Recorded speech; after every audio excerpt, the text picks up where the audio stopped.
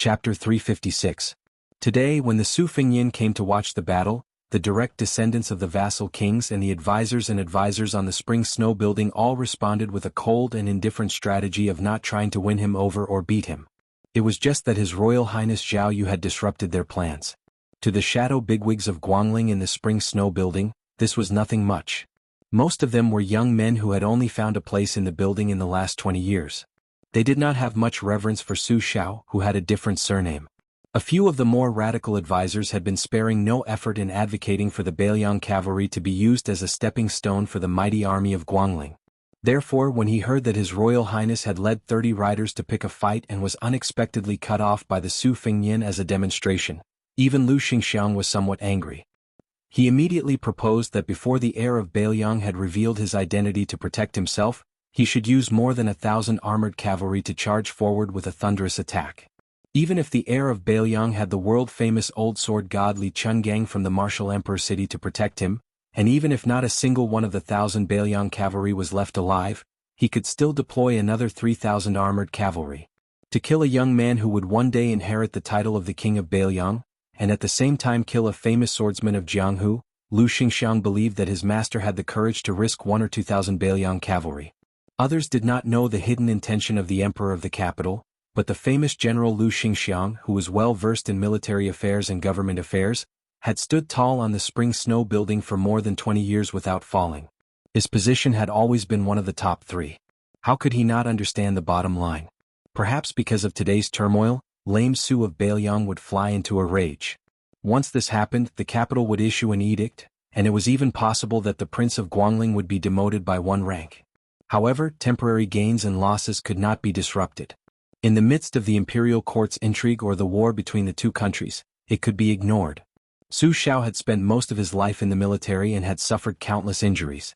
Now that he was over 50 years old, how much longer could he live? So what if I give you Lame Su 20 years?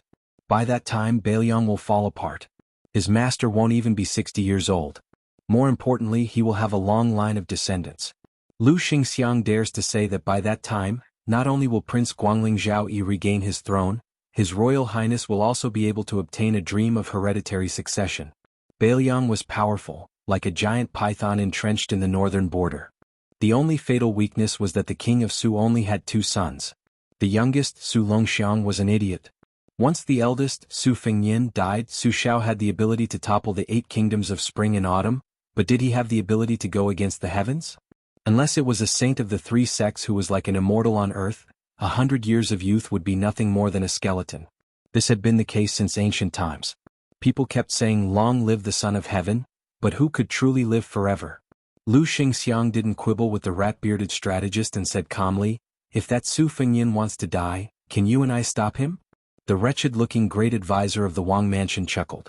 His eyes were unusually sharp. You can't judge a book by its cover. When Lu Xingxiang proposed to use 1,000 cavalry to kill Su Fengyin, he was not sure if Zhao Yi had the patience to wait for 20 years.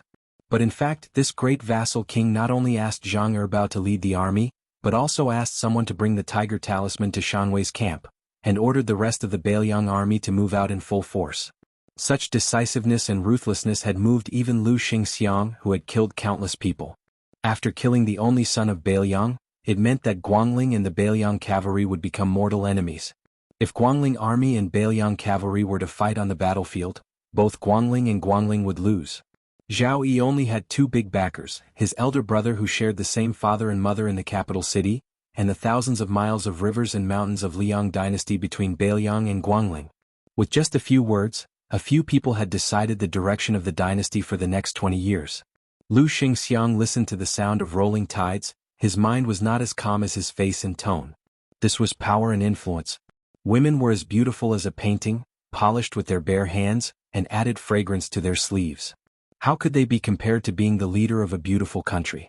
Prince Zhao Yi of Guangling rested his elbow on the arm of the chair, holding his chin and face.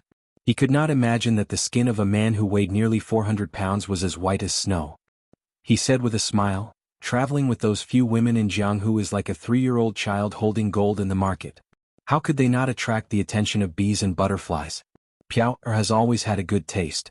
Don't blame her for the loss this time. This king has underestimated the courage and insight of the children of Su family."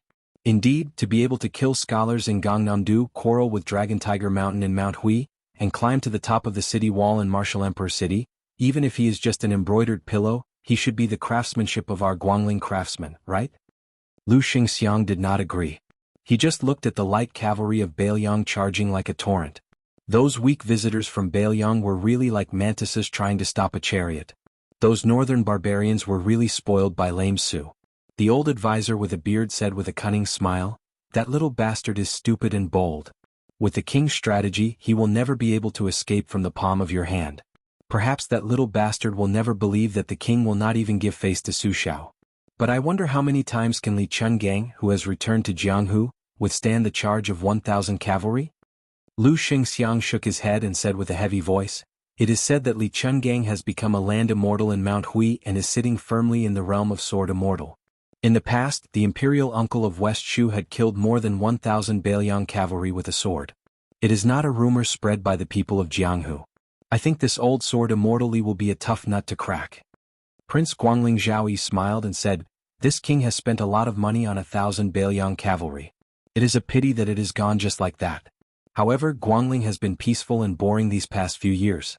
To be able to use 1,000 or a few thousand lives in exchange for some entertainment, it is not a total loss. Xingxiang Zhupa, this is a good show. Watch carefully. Don't squander this king's money." Lu Xingxiang was expressionless. The advisor called Zhupa said with a smile, "I don't have much dealings with the people of Jianghu. Today I must open my eyes and take a good look at the so-called sword immortal and see if he can turn the tide." Zhao Yi snapped his fingers and said self-deprecatingly, "This king does not dare to be careless about the sword immortal's flying sword taking the head. If I am not careful, Li Chungang will take my head in desperation. Will be a big joke." After the snap, an old swordsman with a withered face but a soaring sword aura slowly ascended the stage. His hands were placed on the hilt of his sword. He faced the cavalry and Li Chungang and closed his eyes in concentration. The old man was Chai Qingshan, the last surviving master of the Dongyue sword pool. His swordsmanship was the best in the southeast of the empire. He had blocked countless assassination attempts for Guangling Prince Zhao Yi. The current master of the Dongyue sword pool had no choice but to expel him for the sake of the pool's reputation. The advisor smiled and said, "Chai Qingshan, you are also a grandmaster of the sword. Moreover, your senior brother was humiliated by Li Chungang and committed suicide out of shame. When enemies meet, your eyes should be exceptionally red. Why are you so calm? Could it be that you were scared out of your wits by Li Chungang opening the gate of heaven at Donghai?" Zhao Yi frowned and said, "Zhang Zhupa, don't be so narrow-minded like a woman. Honorable guest Chai only killed your disappointing nephew. It's not a big deal. If you continue to nag, do you believe that this prince will make you fight with honorable guest Chai on the spot?" Zhang Zhupa rolled his eyes and gave himself 2 tight slaps on the face. He apologized, "I know I was wrong."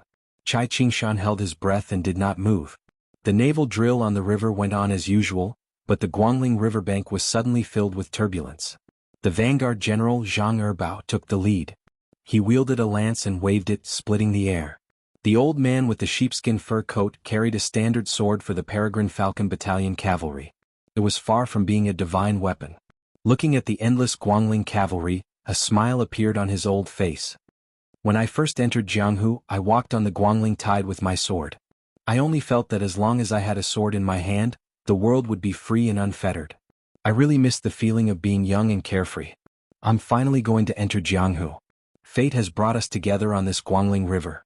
Little Su, this old man and you have known each other for a while.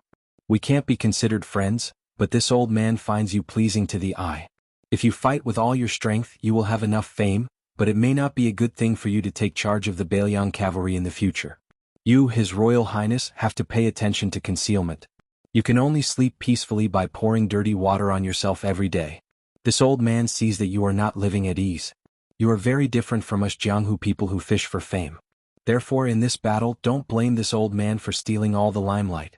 If 1,000 cavalry is killed, Zhao Yi won't feel any pain. Just kill another 3,000 or 4,000 cavalry.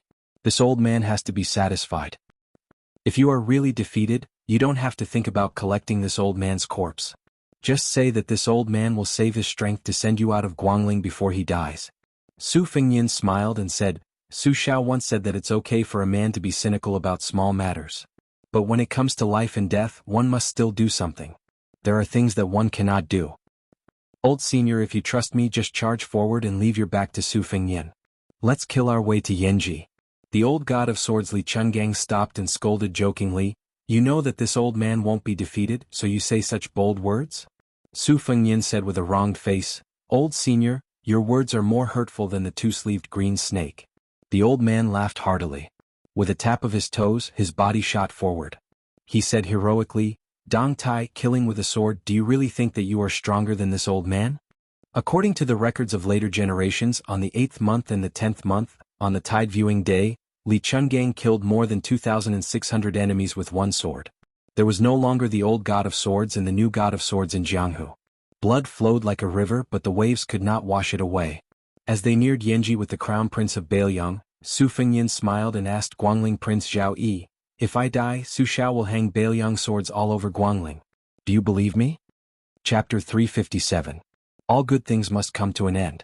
When the carriage arrived at the barren border between the two prefectures, Green Bird stopped the carriage when she heard the slight movement in the carriage. His Highness bent down and lifted the curtain. After getting off the carriage, he looked at the scenery of northern Liang, which was far less beautiful than the south. He was lost in thought. After the frost, the trees withered, the leaves fell, and the insects hid in their holes. Even if there was a gentle breeze outside, it would still carry a chill that could not be hidden by clothes. Li Dong was coming in the blink of an eye. When Su Fengyan left, it was already winter when he returned to Liangzhou. During his 3 years of travel, he was only at the bottom of Jianghu. Other than bitterness, there was only bitterness. This trip seemed to be showing off, but the people he came into contact with were either rich or noble, or the most outstanding grandmasters or freaks in Jianghu. That's right, he was just a small fry who only dared to play in the shallow waters of Jianghu. How could he have the nerve to greet the crown prince of Bailiang who had revealed his identity? Wasn't this just asking for a slap? Su Fengyan turned his head to look at the Murong siblings, Princess Jing En, and Pei Nanwei, who had gotten off the carriage at the same time. Of course, there was also the sword god who had not gotten off the carriage. In the Battle of Guangling River, in the short 2-li journey, Li Chuangang's sword had killed 2,600 cavalrymen. Layer upon layer, there were very few complete corpses. His Royal Highness's robe was soaked with blood. Other than the general who had luckily survived, the rest of the Guangling soldiers had all died. Perhaps Prince Zhao Yi of Guangling was intimidated by Li Chuangang's words, let this old man kill 2,000 steel cavalry to satisfy his craving, and before he dies, he will drag a king of Guangling down with him. Even if he dies, he will have no regrets. Or perhaps his plan was disrupted by Li Chuangang's threat. In any case, no matter how the small mountain of white flesh thought about it, in the end, he did not stop Su Fengyan from leaving.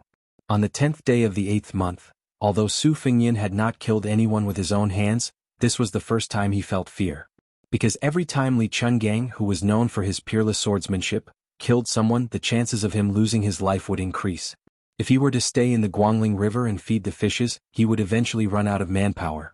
One should know that there were more than 6,000-liter army soldiers gathered near Great Yanji. They were so densely packed that it was as if they had broken into an ant's nest. Not to mention, there were also countless warships and warships of the Guangling Navy eyeing them covetously. If Zhao Yi really made up his mind to kill all of them, even if Li Chungang could bring him out alive, he would not be able to take care of Bluebird and the others. After returning to the carriage, Su Fengyan lowered his head and looked at his hands. They were trembling and could not be stopped no matter how hard he tried. There was a hint of restlessness and abnormal excitement in his heart. He had seen with his own eyes that wherever Li Chuangang's sword energy passed, a large area of flesh and blood would be badly mutilated. He asked himself, when in his life would he have the ability to fight against thousands of soldiers and horses as a mere warrior? After leaving Guangling, Li Chuangang's face immediately turned yellow, like a lamp that had run out of oil. How could Su Fengyan not know that the old god of swords had regarded the battle at the riverbank as the final battle of his life before he struck? Only the sages of the three sects could borrow the profound principles of the heaven and earth to defeat 1,000 caddies with little effort. 4 warriors who were not from the three sects, even if they were as strong as Li Chungang, they would have to exhaust a great amount of qi with each strike. Especially under the situation where the cavalry kept charging like a flood, they did not give the old man a chance to take a breather. This was the root of the problem. The 9 swords of the Wu family sword tomb had killed tens of thousands of cavalry. Those were the 9 great swordsmen of the Wu family at their peak, and the 9 of them could rely on each other. However, Li Chungang had to face thousands of cavalry alone. The Ling Beikue army was undoubtedly the most elite force in the southeast of the empire. How could the 9 ancestors of the Wu family compare to Li Chuangong's ability to break 2,600 armor in a short hour? Su Fengyan raised his head and looked at the green and white luan in the sky. He knew that Lu Qiuer was rushing over with the Bailiang cavalry.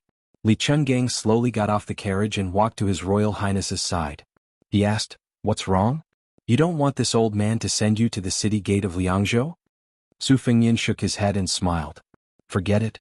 Chu Lushan has already brought troops to welcome me. There's no need to trouble you, senior." The old man in the sheepskin coat pretended to be surprised. He rolled his eyes and said, "Little Su, how did your conscience, which was eaten away by dogs, come back?" Su Fengyan could only smile bitterly.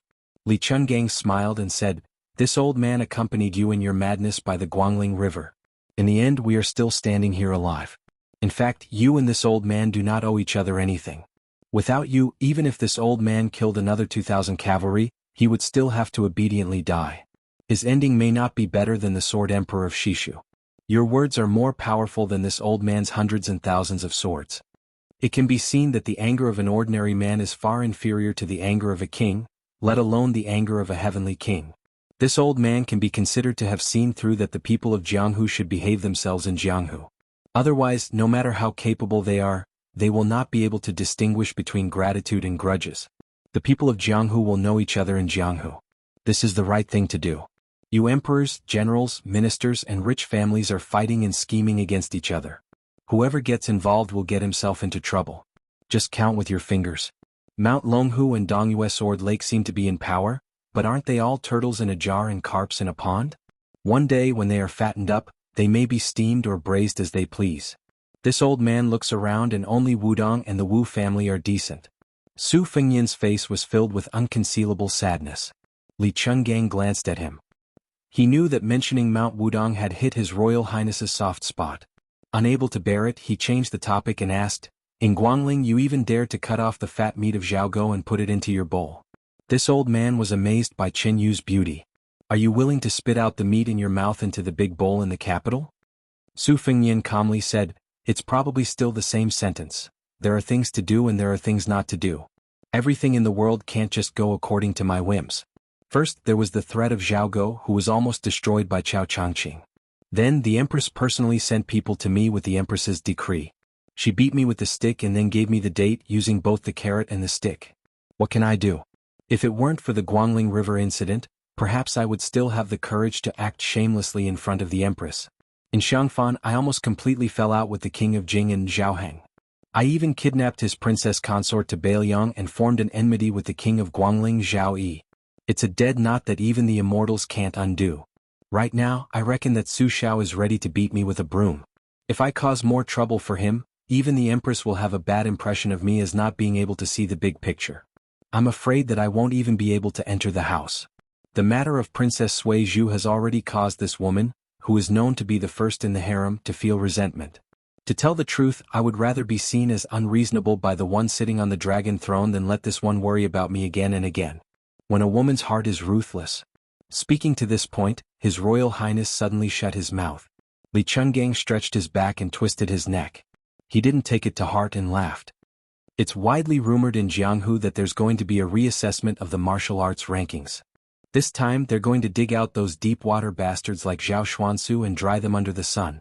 Moreover, they're not going to be ranked based on their level of cultivation, but rather their methods of killing. It's a pity that the originally deserving number 1 in the world, the Wudong sect leader surnamed Hong, has already committed suicide.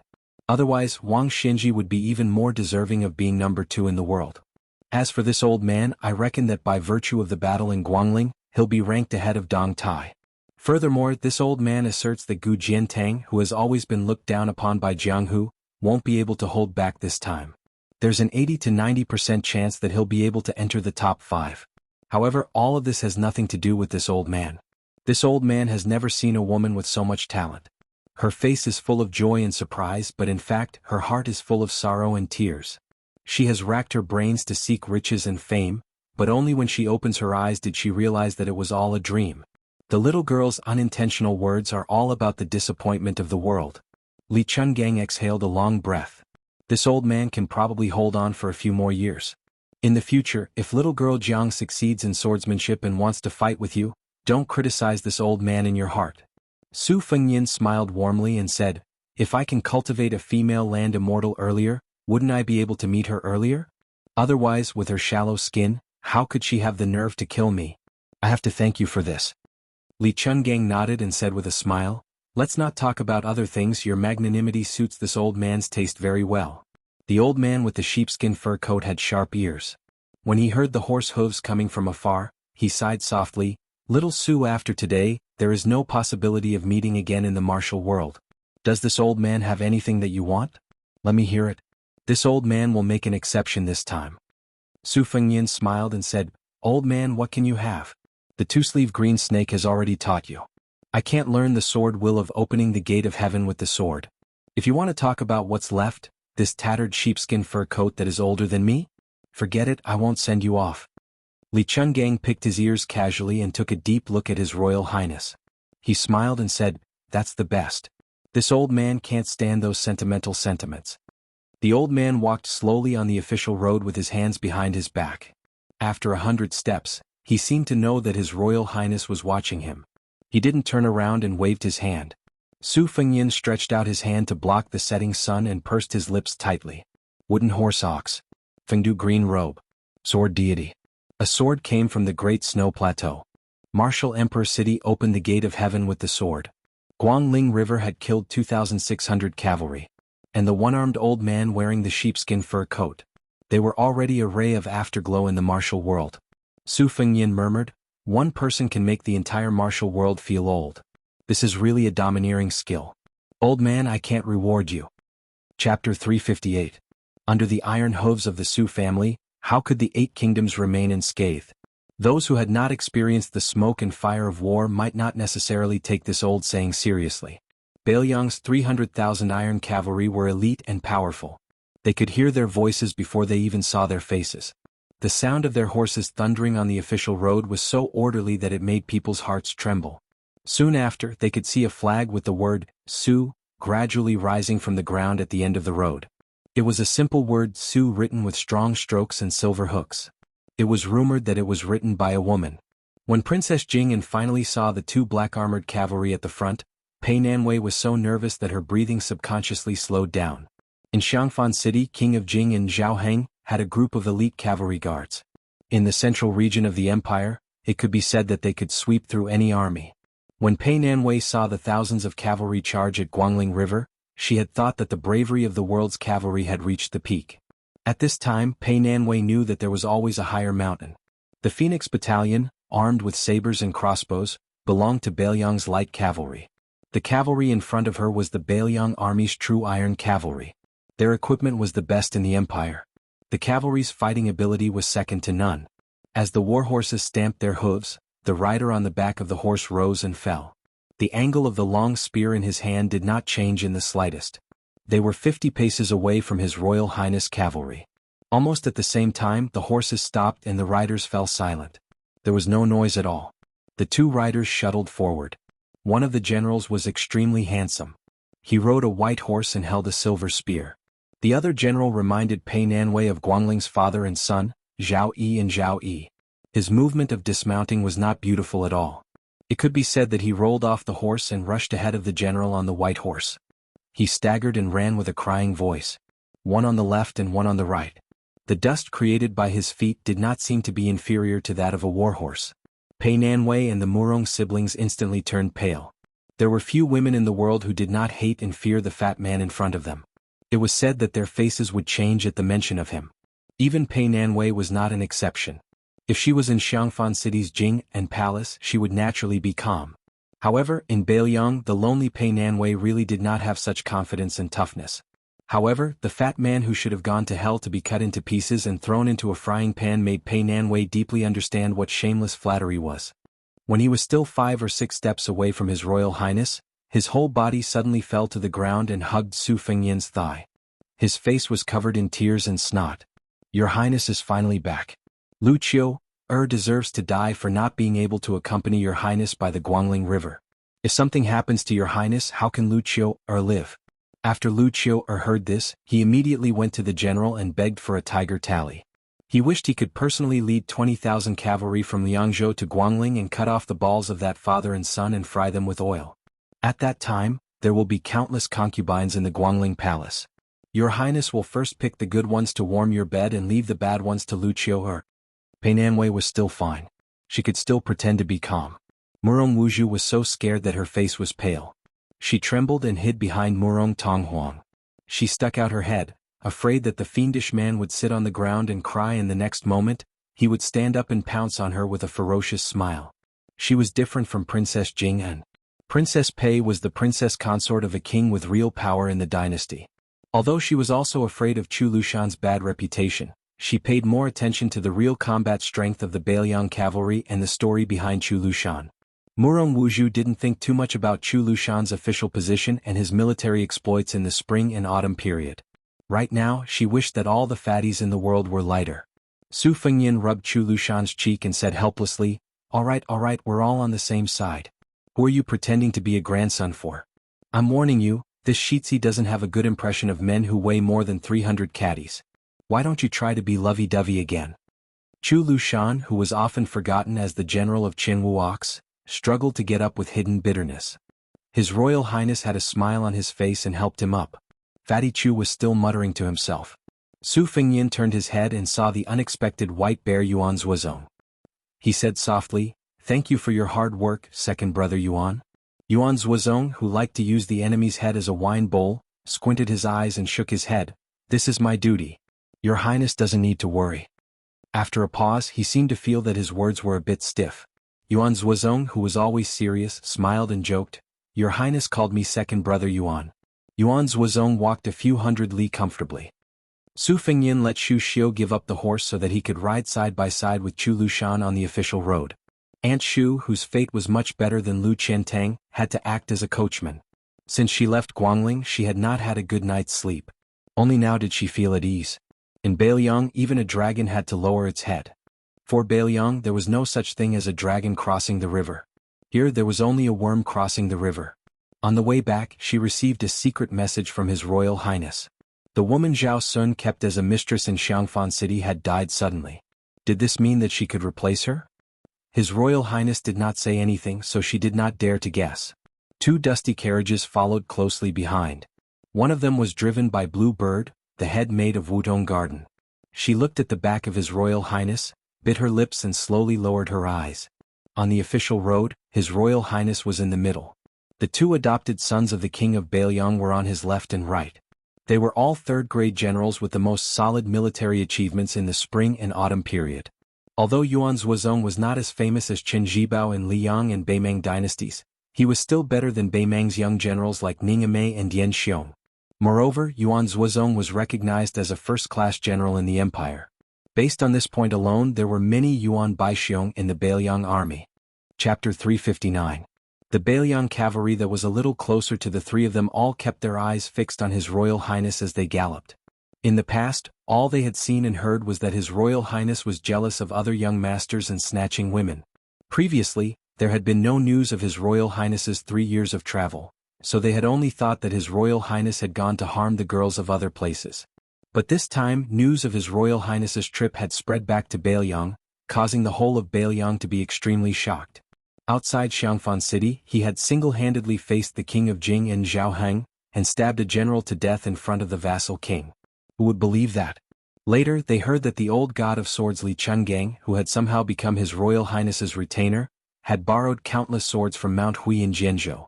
The Taoist master's residence at Mount Longhu had flown into a rage out of humiliation and demanded that the old god of swords return. His Royal Highness had said, "Return my ass." This was a beautiful story that many people believed without a doubt. This was His Royal Highness's style. Speaking of this, they felt that it was absurd, but at the same time, it was very satisfying. As for the recent news that Li Chungang had killed 2,600 horsemen by the Guangling River, not many people believed it to be true.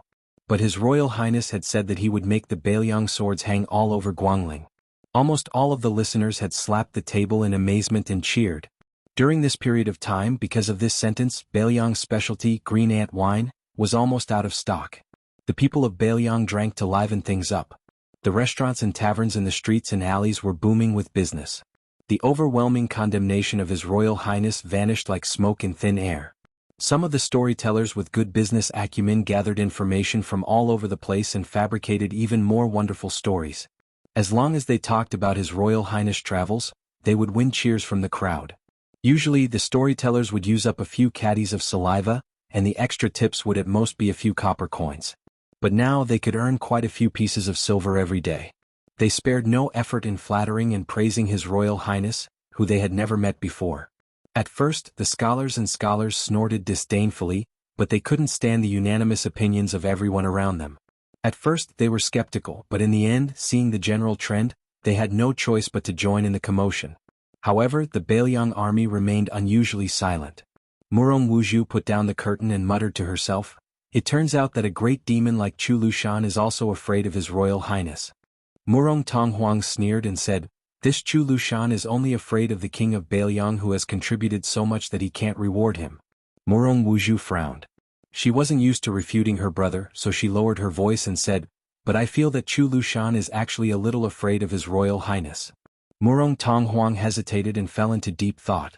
Before entering Jianghu city, His Royal Highness sat back in the carriage and rode in the same carriage as Pei Nanwei. Princess Pei lifted a corner of the curtain and saw the people pointing at them through the gap. She sneered and said, "His Royal Highness can be shy? Crossing mountains and ridges for 3,000 miles and finally turning a bad reputation into a good one. Isn't that the original intention of His Royal Highness's trip this time?" Su Fengyin ignored the sarcasm. He folded his two swords on his knees and closed his eyes. He silently breathed according to the De Huang Ting's Heart Sutra. The red date mark between his eyebrows faded after leaving Guangling Bailiang Palace. Pei Nanwei followed Su Fengyin down the carriage. What she didn't expect was the grand scale of the prince's mansion and the shabby welcoming party. Such a huge mansion that occupied a mountain and surrounded a lake should have countless servants. But at this time, there was only an old man who didn't have a strong body standing at the Vermilion Gate. Today was Li Dong. As the old saying goes, the water is frozen and the ground is frozen. Pheasants in the flood become clams and toads. The old man seemed to be afraid of the cold and put his hands into his thick sleeves. It seemed that after standing for a long time, the heat in his body was quickly dissipating. The old man couldn't help but shake his feet in the wind. When he saw the carriage stop, he walked over with a smile. When he saw His Royal Highness, he smiled and said some trivial things like, "You're back. Good good good. You look stronger. Father has asked the mansion to prepare several meat dishes, such as rolling donkey and tender ginger duck. In a year, Li Dong is the best food for the body. Hey, how come you brought so many women with you when you left Liangzhou? Could it be that you didn't bring enough money with you and those girls in Liangzhou are too shrewd and unscrupulous?" The corner of Murong Tonghuang's mouth twitched. Murong Wuzhu's eyes widened. She was at a loss. This old man couldn't be the northern Liang prince, could he? Murong Wuzhu kept telling herself that it was absolutely not. Princess Jing and Pei Nanwei was as shocked as Murong Wuzhu and Murong Wuzhu. But in the end she was more experienced in the ways of the world. She bowed politely, but her voice couldn't help but tremble a little. "Pei Nanwei greets Great General Su." Murong Wuzhu swallowed and instinctively took a step back. After Murong Tonghuang confirmed the identity of the old man in front of him, he waved his sleeves and prostrated himself on the ground. He put his forehead on the cold stone floor and said respectfully, "I, Murong Tonghuang from Jianghu, greet the king of Bailiang." Unfortunately, Su Xiao didn't even look at Princess Jingyan, who was bowing politely, and Murong Tonghuang, who was prostrating himself on the ground. The old man, whose attire was completely different from that of the first king of the dynasty, saw that his son didn't move. He rubbed his hands and put them to his mouth to blow smoke. He asked with a smile, "Are you complaining that I didn't give you enough men to kill that fat pig Zhao Yi in Guangling?" Princess Pei, who didn't feel neglected at all, twitched her eyelids. Murong Tonghuang, who didn't dare to move, trembled even more. Su Fengyin pursed his lips, which always gave people the impression of being harsh, and said calmly, "I thought you would scold me. Even if you didn't scold me, at least you wouldn't give me a good face." Su Xiao looked at his eldest son with a smile. He waved his sleeves gently and patted His Royal Highness on the shoulder. They walked to the side door together and said softly, "No one knows a son better than a father. How could I not know that you're forcing yourself to be the king of Bailiang?" Su Fengyin was silent. After entering the mansion, Su Fengyin caught a glimpse of a big celadon plate in the hands of the chief steward. There was a small porcelain bowl in it, and there was a lump of meat that didn't look fresh. In the eyes of Princess Jingyan and Pei Nanwei, the old man was more like a rich man than a butcher. He pursed his lips and said with a smile, "It was cut off from Zhao Yi's body and sent here as fast as possible." Su Fengnian was stunned. Su Xiao said slowly, "After you left Guangling, I sent someone to reason with him. He probably felt that he was in the wrong, so he cut off this piece of meat himself." Pei Nanwei had an impulse to turn around and run away. This time, Su Xiao didn't smile mischievously with his Royal Highness, who he doted on the most. He only said softly, "I'm old after all. In the future you'll have to reason with others." Chapter 360. What does it mean to have a big family? When the Murong siblings walked into Bailiang Palace, they knew what it meant to be in deep water. When they saw the tide-listening lake and the martial pavilion by the lakeside, they gasped. Fortunately, the banquet was small and was not much different from the ordinary well-off merchants. His Royal Highness sat beside Su Xiao and wolfed down the food. Yuan Zuozong and Chu Lushan were also qualified to sit. One raised his cup and drank slowly while the other carefully tore the tender ginger duck meat. Ever since Murong Wuzhu walked into the palace, she had been a little absent-minded. She ate absent-mindedly and didn't dare to sit close to the chair. At the dining table, Su Xiao occasionally picked up some food for Su Fengnian with his chopsticks. During this time he whispered, "If Jianghu was here, it wouldn't be father's turn to pick up the food." His Highness the Crown Prince, who had been keeping his head down, only paused for a moment before continuing to eat heartily, his cheeks bulging. After the banquet was over, the steward naturally led Princess Fei and the other guests to their accommodations. After Su Fengnian went to the Wutong courtyard to take a bath and change his clothes, he stretched his body refreshingly. Led by Sweet Potato, the orioles and swallows overflowing with spiritual aura, they saw the Crown Prince holding a winter embroidery saber in his hand. It was rare that they did not chatter. Su Fengnian smiled warmly and touched their cheeks. Then he walked out of the courtyard and came to the tide-listening pavilion. He pushed open the door and went up to the third floor. He found White Fox Face, who was standing on the ladder looking for secret books. He said, "Hey." White Fox's face jumped down the long ladder. The two of them looked at each other without saying a word. The scene was neither warm nor affectionate, but it was good. Otherwise, Su Fengnian would have goosebumps all over his body if the two men looked at each other affectionately. Learning from Murong Tonghuang's mistake, Su Fengnian felt a little strange when he looked at White Fox's face. White Fox's face looked away and looked for the secret manual to fill in the gaps. Su Fengnian saw that White Fox did not want to exchange pleasantries. He had to find a topic himself and said, "I saw Chenyu. She is very beautiful. Chenyu's parents are really prophetic. Her appearance can be said to be beautiful." White Fox asked faintly, "Have you taken back Bailiang Palace?" Su Fengnian said self-deprecatingly, "No, she was abducted by an urgent imperial edict from the capital. Otherwise, I would have let that woman know that there is always a mountain beyond a mountain, a sky beyond a sky." White Fox frowned and turned to stare at his Royal Highness, who did not know how to control his mouth. The corner of her mouth lifted. There was no charm at all, but a murderous intent that sent chills down one's spine. "Hey, you think you are invincible just because you absorbed 80% of the Great Yellow Courtyard? This time you came to the arsenal in Shodong. Are you hinting me to cut you? Tell me, how many cuts will you be satisfied?" Su Fengnian slowly put Shodong behind him and smiled awkwardly. "I just want to kill the arrogance of that virtuous woman." White Fox looked at his Royal Highness, who was guilty, and asked, "Am I very close to you?" Su Fengnian seriously considered this question and then said with great sincerity, "You are not close to me, but I am very close to you. Is this okay?" White Fox turned around and smiled faintly. She said coldly, "You have a strong character. No wonder the whole Bailiang is sucking up to his Royal Highness." Su Fengnian became arrogant when he achieved success. He laughed and said, you flatter me. But I have been holding it in for many years. I have to find an opportunity to anger those scholars who are famous for scolding me." White Fox shook her head helplessly. Su Fengnian asked curiously, "When are you going to the fourth floor?"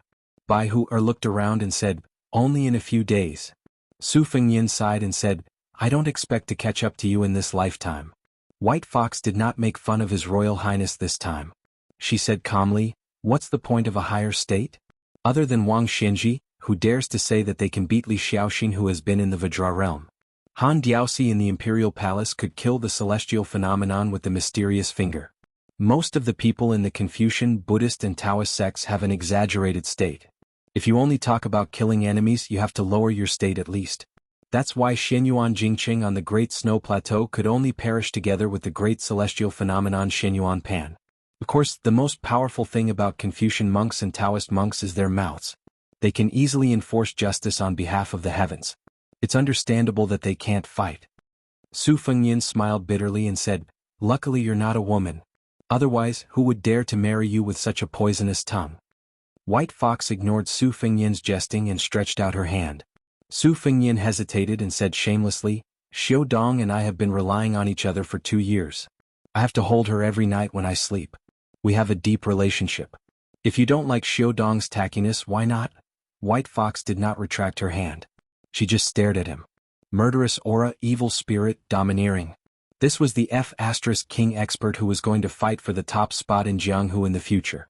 It was no wonder that old God of Swords Li saw him as the future master of martial arts. At such a young age, he could already regard the land immortals as his own. Su Fengyin admitted that he was 18 streets behind old God of Swords Li. During this period he was separated by countless bun shops, pawn shops, restaurants and brothels. His Royal Highness, who had just been praised for his backbone, hurriedly threw Xiu Dong over and turned to climb up the stairs. White Fox took Xiu Dong's knife and tilted her head. She smiled and said nothing. Su Fengyin went to the top of the pavilion and sat upright. Li Yishan, who was so sick that he looked even more haggard than before, was writing with a stiff brush. An hour later he raised his head and said slowly, "The secret manuals of the Xianyuan family have been sorted out. The Nangong servants downstairs have used a lot of energy." While they were talking, Su Xiao came upstairs with 2 pots of wine. He sat down cross-legged and separated the 3 stacked bowls. The aroma of wine filled the air. Li Yishan did not speak as long as he had wine to drink. After drinking half a pot of green ant, which was affordable to the common people, Li Yishan was slightly tipsy. He waved his hand and asked them to leave. The father and son looked at each other and smiled. They stood up and left the roof. Li Yishan poured himself a small bowl of wine. He murmured Jiangshan and drank it in one gulp. Then he drank beauty. He drank another small bowl with beauty. Then he drank loyalty, monarch and minister, spring and autumn, Jianghu, and Jianghu with the green ant. Finally he passed out on the table drunk. Su Fengyin and Su Xiao came to the peak of Mount Qingliang. The father and son had a secret talk. Outsiders did not know anything about it. The next morning Su Fengyin went to Mount Wudong. He sat in a daze near the Turtle Camel tablet on Little Lotus Peak. He raised his head and looked at the sky for a long time. Finally he covered his face with both hands. A few riders stealthily returned to the city. His Highness the Crown Prince went to take a look at the shop that sold spiced beef. It was already closed, so naturally he would not be able to see the little girl who kept a straight face in front of all the customers. On the 28th day of the lunar calendar, Su Fengyin replaced Su Xiao and went to Ksitigarbha Bodhisattva's dojo alone to ring 108 bells. At dusk of the Lantern Festival, every house was decorated with big red lanterns. His Royal Highness went out to relax with a few women of high status. Unexpectedly, White Fox accompanied them. They did not go to the downtown area. Instead, they chose a secluded restaurant. They went to the 2nd floor and ordered some exquisite pastries. They also asked the waiter to warm a pot of yellow wine. On the 1st floor there was a pair of grandfather and granddaughter who made a living as storytellers. The blind old man was telling stories with a bamboo clapboard. The skinny little girl was sitting on a small stool and playing the pipa. The poor quality of the pipa and her poor playing skills were far from being heavenly. Not long after the blind artist sat down, His Royal Highness began to drink. He just finished a small song to warm up the atmosphere. He talked about how the king of Bailiang played the drum in white. Because the restaurant was located in a secluded area, most of the people in the city were preparing to visit the Lantern Festival. There were only a few diners on the 1st floor and the business on the 2nd floor was even worse. Su Fengyin and White Fox were drinking face to face. After thinking for a while, he waved his hand and asked the waiter to send a bowl of warm yellow wine to the grandfather and granddaughter downstairs. The wine was sent to the 1st floor. The blind old man said something to his granddaughter. The little girl stood up with her pipa and bowed to the 2nd floor. The blind old storyteller borrowed a stool from the restaurant and put the bowl of wine beside him. He raised his hand and drank a mouthful of wine excitedly. He said that it was the sound of Bailiang's horse hooves. He said that it was the sound of the spring and autumn war. Unknowingly, he ended up talking about the words His Royal Highness of Bailiang said by the Guangling River. His Royal Highness listened to the storyteller quietly drinking wine and talking with his eyes closed. He was expressionless. Perhaps it was because of her grandfather's mood, the little girl was having a hard time playing the pipa. Her face was red and her ears were red. After the blind artist came back to his senses, he reached out his trembling hand and touched his granddaughter's head. Then he reached out for the wine. He shook his hand and realized that it was empty. The old man put the bowl back and smacked his lips. It seemed that he wanted more wine, but he did not feel that it was a pity that there was no more wine. He just muttered to himself, "The old soldier of Bailiang Han Wenhu seems to have drunk out of heroism today. Going to Baimang alone." Chapter 361. The Fish Dragon Gang could only be regarded as a third-rate gang in Bailiang, but Old Master Lu was quite famous. He was a master of both internal and external martial arts.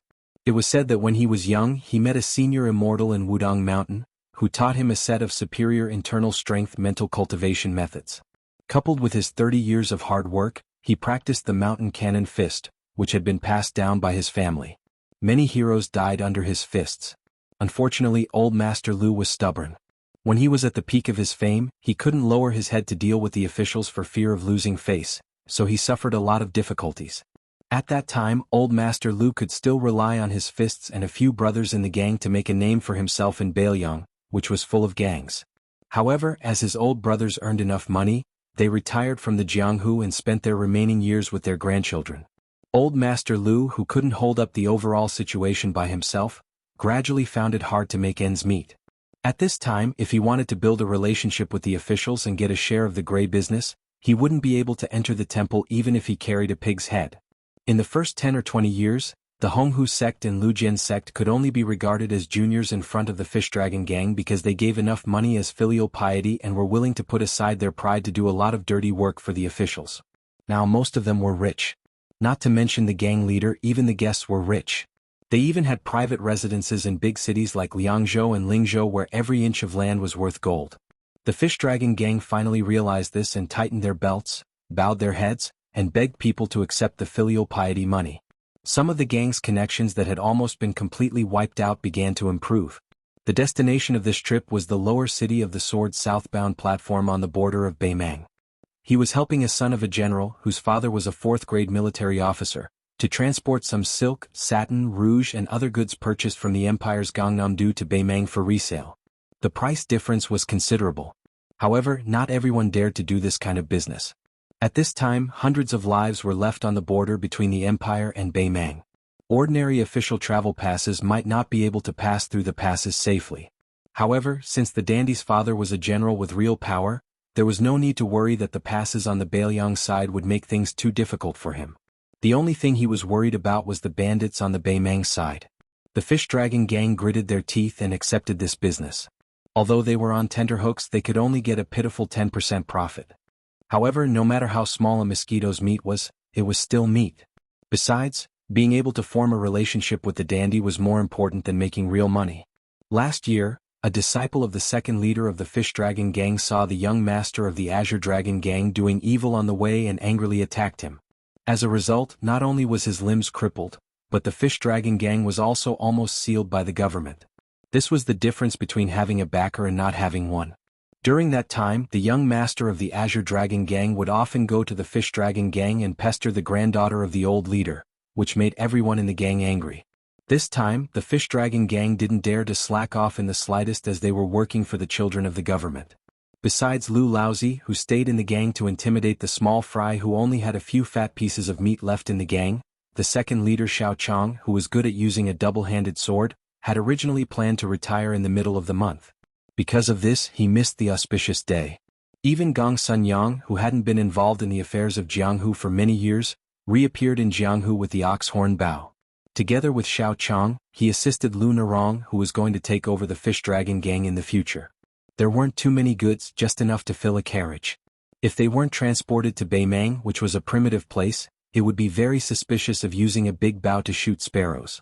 As they were close to the border, thanks to the developed courier routes of the empire, the Fish Dragon Gang had an easy time traveling these days.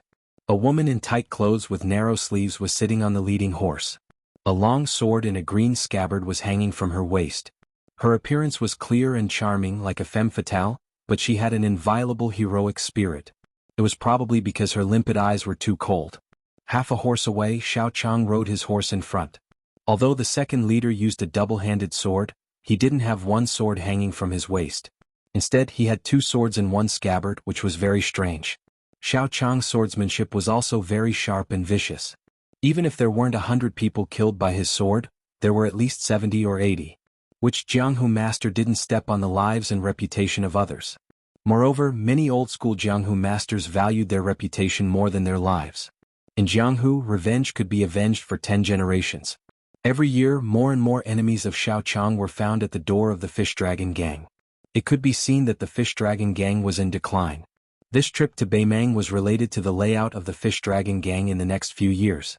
There might be enemies who would take the opportunity to attack. The spirited woman reached out her hand to block the wind and sand that was blowing at her face. She cast a glance at the top of the city wall. Even though it looked like it was close, there was still a long way to go. She said slowly, "Master, we'll reach northern Mang once we pass the pass."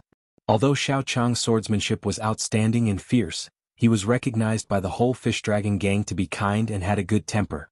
Moreover, the woman beside him was his last disciple. A knowing smile appeared on his face as he said in a strong Longxichang accent, "I've only been to northern Mang once in my life. Come to think of it, I don't have any praiseworthy experience." On the other hand, that taciturn Gong Sun Yang actually gained his reputation there. The extremely beautiful woman was obviously Lu Nerong, the granddaughter of old gang leader Lu. She asked in surprise, "Isn't guest Gong Sun from the old western Shu?" Xiaochang touched the scabbard and sighed softly, "Who doesn't have a difficult scripture to read? The taciturn guy just doesn't want to talk about it." Lu Nerong turned her head and glanced at the carriage. Gong Sun Yang, who had been living in seclusion in the gang, was sitting alone in the carriage. She turned her head again and asked in a low voice, "Master, how much do you think the cost of this carriage of goods is?" Chapter 362. Xiaochang smiled and said, "In terms of the goods themselves, even in the rich Gangnam-do, it is not cheap. Costs about 6,000 to 7,000 taels to get it. In addition, when you go to Jiangnan from Beiliang, you have to deal with all kinds of bad guys, so it is impossible to get it without 10,000 taels of silver. But if you go to Beimang, you can sell it for 35,000 taels of silver. When you get back to that official's son, after deducting all the expenses, you can't escape earning 16 or 17,000 taels of silver. This money is like a rolling snowball, always rolling bigger and bigger. As long as you have the capital, connections and background, you don't have to worry about money." These descendants of military families, while their fathers were busy collecting the wealth of the people, they weren't idle either. To be honest, these young masters aren't all idiots. When it comes to networking, 10 of these boorish men who only know how to fight and kill can't even compare to one of them. Lu Nerong sighed and said, "The Fish Dragon Gang missed the best opportunity. If they could be ruthless 20 years ago, they might be the biggest gang in Lingzhou today." Xiaochang said helplessly, "So Nerong, don't blame the old gang leader. He tried so hard to introduce you to the son of the Lu family of Yuliang, not just because he coveted the other party's family background so that he could help the Fish Dragon Gang. The old gang leader only has one granddaughter, how could he be willing to push you into the fire pit? I have seen the young man of the Lu family with my own eyes. He is a bit arrogant, but his character is not bad. After all, he has already obtained scholarly honors. Not to mention the Fish Dragon Gang, even the daughter of the biggest sect in Beiliang, the Dragon Gate sect, may not be good enough for him. Although what I said is unpleasant to hear, it is the truth." Lu Nerong was silent and pursed her lips tightly. Xiaochang knew that his disciple was cold and indifferent. Once she went into a dead end, even 10 horses would not be able to pull her back, so he did not force her. After all, this was the Lu family's private matter. He was an old man who was about to leave the martial arts world to enjoy his life, so he did not overdo it. But Xiaochang knew that whether his life would be comfortable and stable in the future would be directly linked to the power of the Fish Dragon Gang. Naturally, he hoped that Lu Nerong could marry into a good family. 20 years ago, the Lu family of Yuliang was just a poor family. Although they were rich, not to mention the big families, even the small families had to look down on them. But they took the opportunity to get on good terms with a powerful figure in the Beiliang army, and rose in the smoke of war. The Beiliang army was a towering tree with its roots intertwined, the Lu family was a small family. But of course, compared to the top 10 families of the family, there was still a big family. Of the Lu family. But how could Lu Nerong, a woman of Jianghu, be able to associate with those prestigious and influential indescribable noble clans? Lu Nerong remembered something and exhaled deeply. With a fascinated face she said, "Master, I heard that the new leader of Wudong is the reincarnation of an immortal, who once rode a crane to Jiangnan. Also, old god of sword Li fought with Wang Xinji on the east sea of the martial emperor city. Later he killed 2,600 cavalrymen on the Guangling River with only one sword. Then, the peach blossom sword god Dong Tai went to the Taoist master's mansion alone and did not stop until he was stopped by Xiao Lu Zuki Xianxia and a descendant of the Taoist master's mansion. Is this true?" When Xiao Chang heard this, his face was also full of reverence. He smiled and said, "I have never seen any of these immortal figures in my life, so how can I know if it is true or not? As for the flying sword, although I have been practicing the sword for 30 years, I have not even scratched the surface of flying swords, so I am even more confused. But I would rather believe that the two gods of sword are immortals on earth who can ride their swords from 1,000 miles away to take a head. In any case, it gives us, the slow-witted juniors who also carry swords, a beautiful thought. Just like how we cannot afford to eat the delicacies in the Bailiang Palace, just thinking about it can make us salivate." Xiao Chang laughed loudly and Lu Narong's eyes were shining. Lu Narong caught a glimpse of a young man beside her from the corner of her eye, and she frowned subconsciously. This young man was dressed in clean clothes and had a simple sword on his waist. Lu Narong only knew that he was sent by the heir of a general's family, but did not reveal his identity in detail. He was responsible for supervising the transportation of goods, and his job was probably to keep an eye on them. He was afraid that the fish dragon gang, who had never seen the world, would secretly steal some inconspicuous but expensive small things from the piles of goods. How could the proud Lu Narong like him? The appearance and bearing of the young man with the saber were not bad. The dozens of robust members of the fish dragon gang were not stupid enough to think that he was just an odd-job worker from a fourth-rank general's mansion. After all, he was someone who could accompany the fish dragon gang to northern Mang. Along the way there were many guesses. Some said that he was the son of a certain steward in the strict general's mansion. Some said that he was a distant relative of the general who had received training and came here to gain experience. But more people viciously thought that this embroidered pillow, who was so good-looking that it made people jealous, was the lover of the general's son. Hey, who could say for sure about the affairs of a rich and noble family?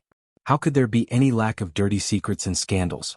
Lu Narong's mind was clear, so of course she didn't understand why the gang members were looking at the young man with such a playful expression. In any case, the past 10 days had been peaceful. Since that person didn't cause any trouble, she naturally wouldn't find trouble with him.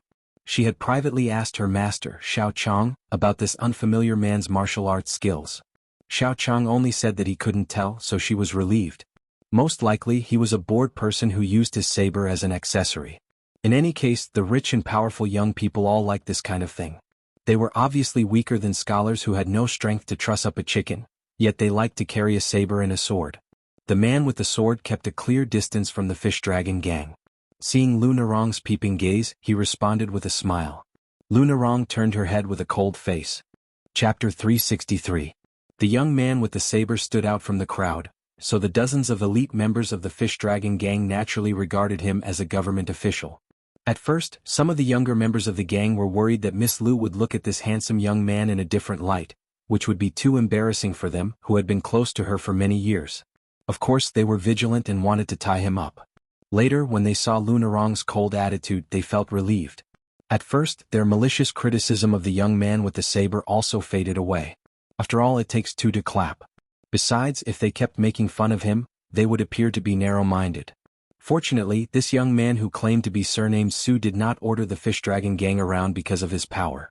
The two sides minded their own business and went to the border between Bailiang and Baimang. Tuma Pass was built against the mountain and was located at the main shortcut between the north and the south. The plaque was written by the calligraphy master Song Jiqiu of the current dynasty. Merchants came and went in an endless stream. The markets on both sides of the gate were very lively. There were few soldiers here, so compared to most of the border cities, the atmosphere was much less austere. There was the ruins of an old city tower, which was built with rubble and goose eggs. The cracks were covered with moss and the debris was messy. Many children who lived near the city were chasing and playing on the tower. A strong man wearing a blue cotton shirt with a red cloth belt around his waist stared at them. He carried a huge saber that was much simpler than the standard military saber. The tip of the saber cut the ground and he went up the platform aggressively. He snorted, stabbed the saber into the ground, and stood there with his arms crossed. The adults hurriedly and carefully went around the strong man to grab their children off the platform. A naughty child was as slippery as a loach. The child's mother looked to be in her early 20s. The wind and sand at the border were rough, but the young woman's skin was like oil. She had a slim waist and small feet, but she could not catch up with the naughty child. The merchants and the local people under the platform laughed. Some of the old rascals who had not had a woman to warm their bed gathered together to eat red dates. They even spat out dates and teased the young woman. The young woman's face turned red. The child passed by the strong man with the saber. The newborn calf was not afraid of tigers and reached out to touch the saber. However, the strong man glared at him fiercely. He was so scared that he froze on the spot and then burst into tears. The young woman wearing plain clothes quickly hugged the child and looked at him apologetically. She was so timid that she did not dare to speak. The black-faced man in his 30s blushed for no reason. He was probably a young chick who was rough but also delicate. Seeing the young woman in front of him, the image of an expert that he had created with great difficulty with a straight face was instantly broken. The rascals in the marketplace became even more rowdy and rowdy. On this dilapidated platform, every 10 days to half a month, there would be Jianghu people competing in martial arts. Although Little Miss was a girl from a proper family, she had lived in the village near Tuma Pass for many years and had seen a lot. She was not too afraid of these boorish men who would draw their swords at the slightest disagreement. Northern Liang was barren and cold.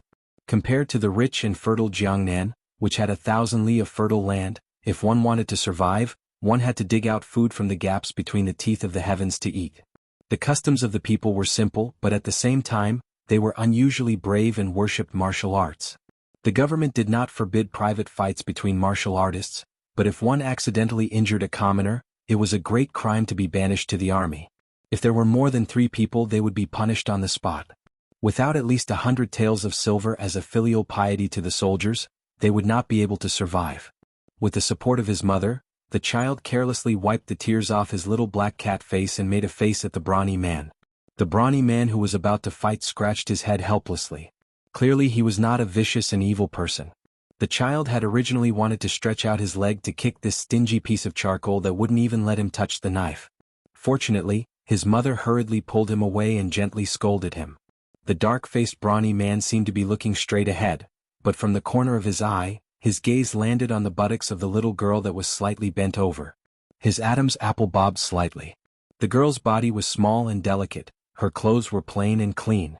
Probably because she had been washed many times, adding on to the fact that her buttocks were too perky compared to her body, it was difficult for her to stretch her full breasts. She appeared even more beautiful. It wasn't that the brawny man with the Zamadeo had evil intentions. He did have some skills, but he disdained to be a heartless flower thief. If it was shady business like robbing women, he was a wandering soul of the Jianghu with no roots and no background. He definitely did not have the capital to do it. As for traveling, what could he do without money? Today he had an appointment with a somewhat famous swordsman on the border. He wanted to use the Zamadeo to make some reputation even if he was injured so that some rich people would take a fancy to him. It would be best if he could become a guard instructor.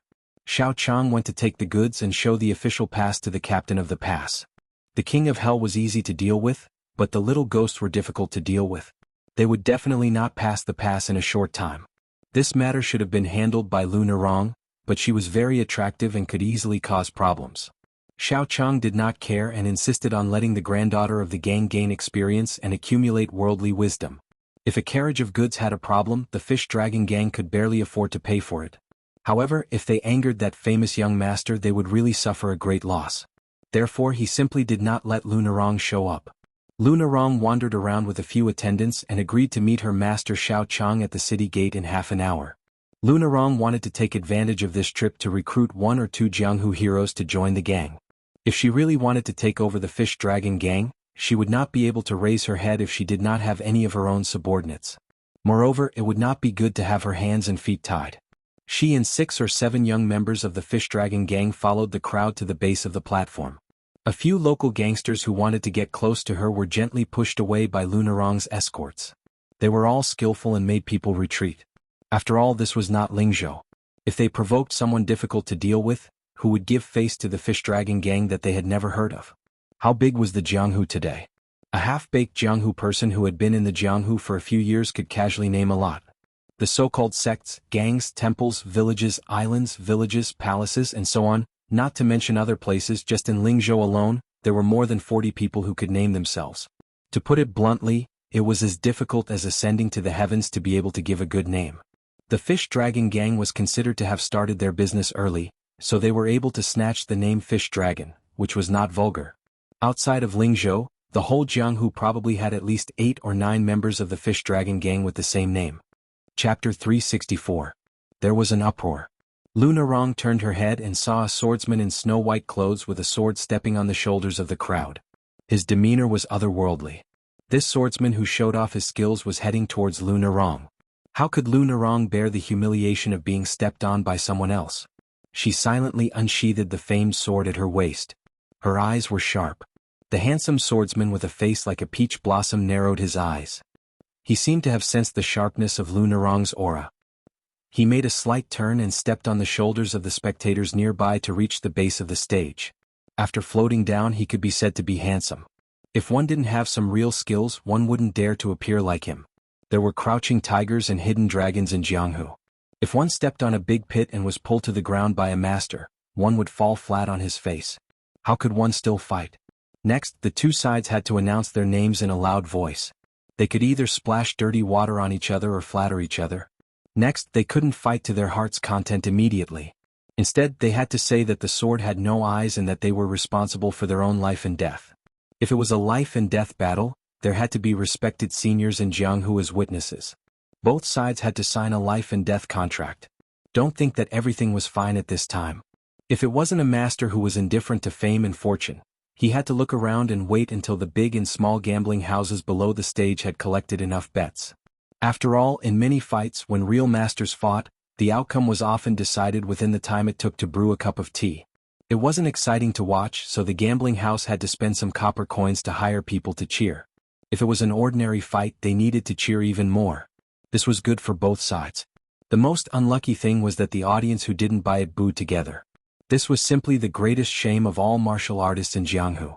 Today there was a powerful gang boss in Beiliang, but many of his enemies still treated the scene of his fight as a joke and disgusting. Many people around Lu Narong excitedly brought long benches and sat down with their families to wait for the show. There were even hawkers with dozens of sticks of sugar-coated haws shuttling back and forth. The greedy children were clamoring for their parents to pay a few copper coins. The crowd below the stage was noisy and lively. Lu Narong looked around and didn't let her guard down. In the past 2 years, the Fish Dragon Gang had not been treated kindly by other gangs in Lingzhou. Moreover, their master, Xiao Chang, who won the title of Double Revolving Swallow by killing people, had made countless enemies. This time, without the protection of the Fish Dragon Gang's leader, Lu Narong, there might be people who would come to seek revenge. No matter how big the business in Lingzhou was, there was a limit. There were dozens of sects and factions standing in this small area. Everyone wanted to take the jobs of others into their own hands. The Fish Dragon Gang was now at the critical moment of resurgence. Not to mention the gangs with similar power, who were afraid that the Fish Dragon Gang would become stronger. Even some big gangs wanted to trick the Fish Dragon Gang. Lu Narong knew that she didn't have the confidence to ignore everyone like before, so she could only be very careful. The few strangers around her made Lu Narong very afraid. One of them was the merchants who had submitted the official documents together with her outside the city gate. For example, the Fish Dragon Gang was selling expensive products like rouge and face powder, which was already considered a big deal. However, everyone knew that the real deal was the most powerful ones. Once this kind of thing was discovered, the family would be ruined. No matter how powerful the officials behind you were, once it was found out by the Beiliang army, even if you were a 4th-rank or 3rd-rank feudal official, you would be beheaded in public. Next was the horse business.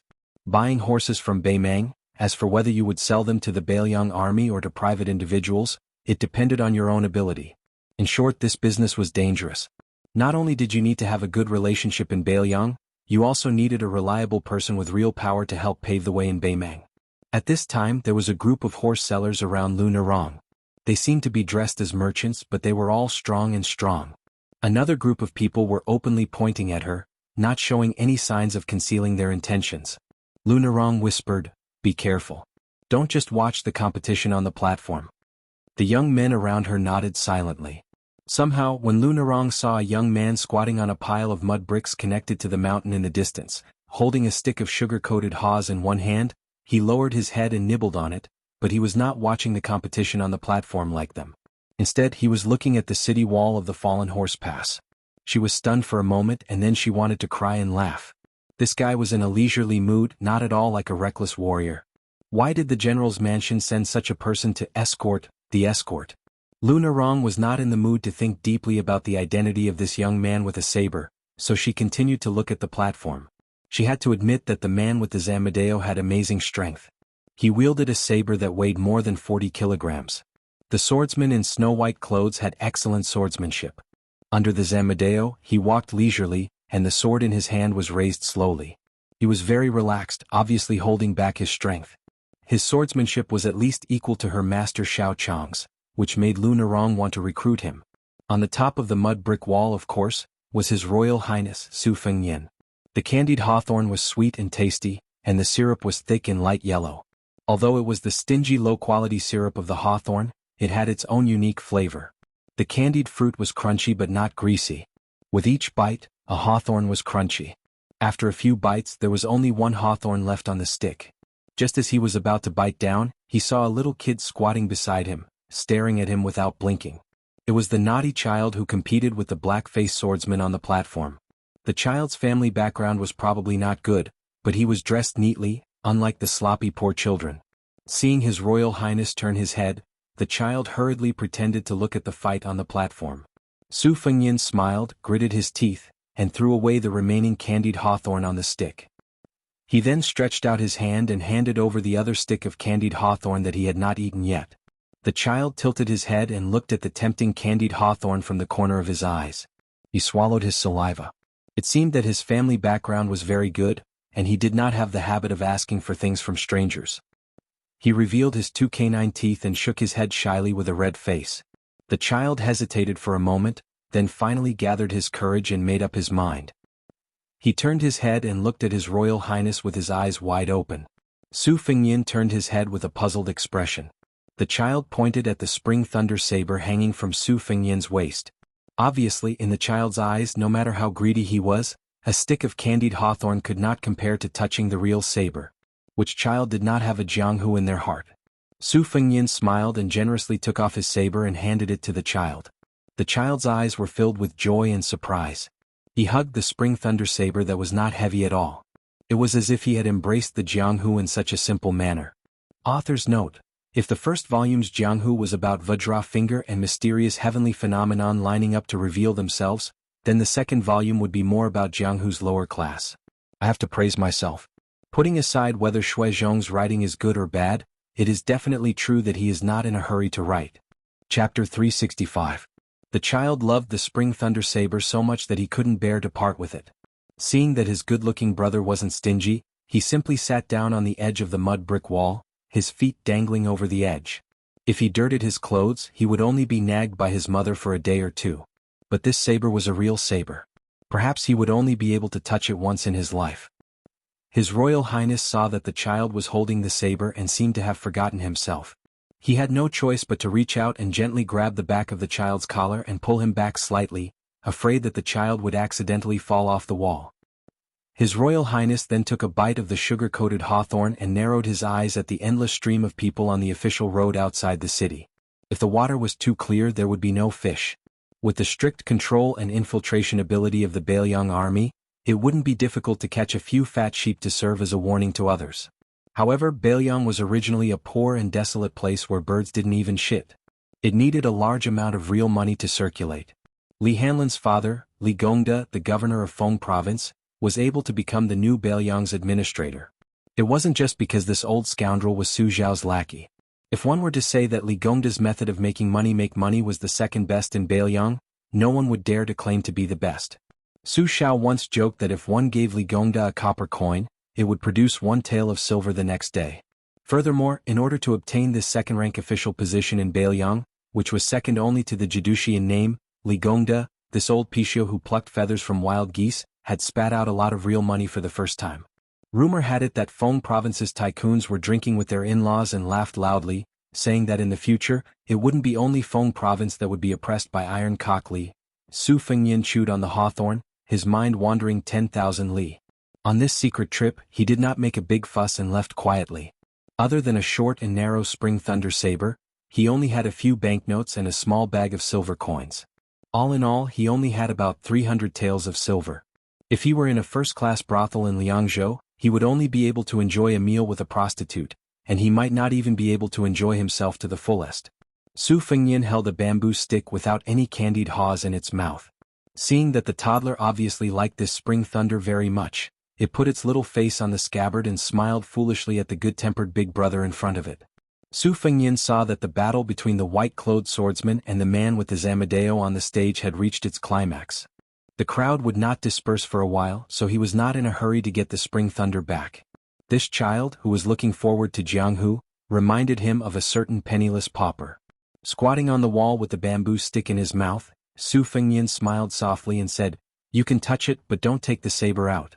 It's very sharp. What if your mother comes after me and beats me?" The child tilted his head and secretly winked at Su Fengnian. He deliberately raised his voice and said with a bright smile, "Of course not. My mother never beats people. She has a very good temper." Su Fengnian touched the child's little head and smiled without saying anything.